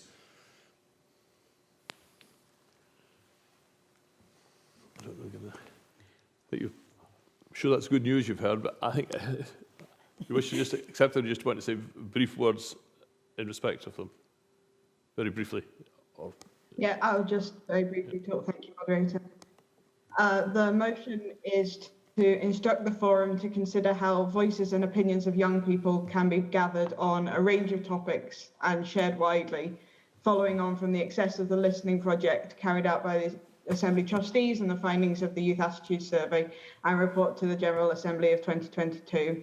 And I'm delighted that the convener is happy to accept this. It's so important that the voices of young people are heard and continue to be heard in new and different ways. Thank you. Thank you. Do you have anyone else that wishes to speak on this? Convener, you've indicated you're accepting. Yep, thanks. We need still to put it to a vote. The proposed new section moved by Bethany Pringle. With those for and against, express your vote now. Voting open.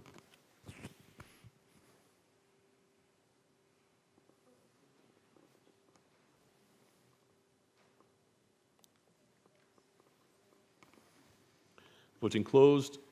They voted for 464, voted against 8.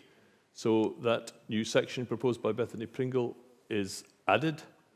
New section proposed by Miss Hannah Dunlop. Hannah, which I think again the convener's indicated she's willing to accept, but Hannah just wished to very briefly indicate the purpose of your new section. Moderator Hannah Dunlop 750. I'm happy that the forum are happy to accept this. It's just to highlight that there was a lot of deliverances brought in previous years of the General Assembly that were very innovative and sounded very promising and exciting. And it was just to revisit these post COVID-19 and the pandemic to help young people engage more with the church and be empowered by it more. Thank you very much, Hannah. Anyone, any other requests to speak on this? Convener, you confirm? Yeah, happy to accept, and the people who will be taking it forward are sitting in the room. Thank you. Must put this to vote. It has been seconded. Put this to a vote.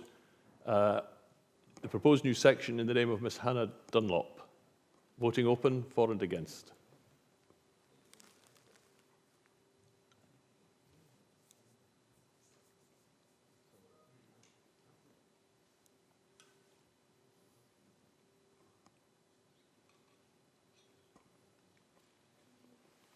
That's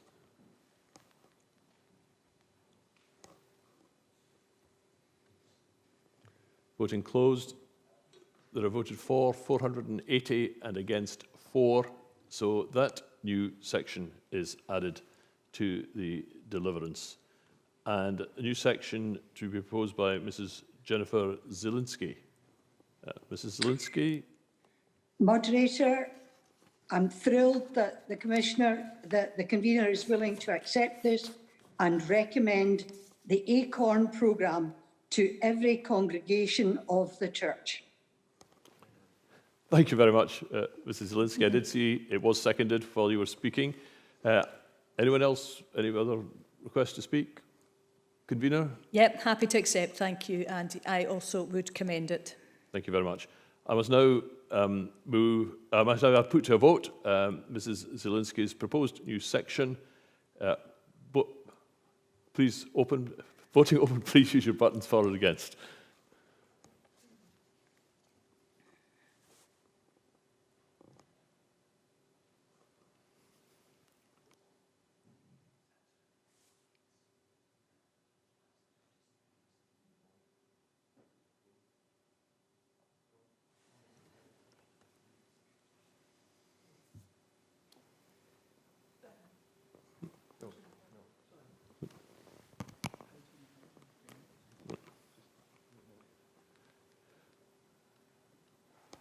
Voting closed.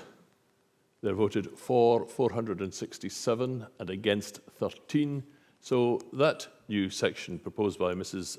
Jennifer Zielinski is added to the deliverance. Given that I think we are now moving to what would be a counter motion, this may be the appropriate moment to break and move on.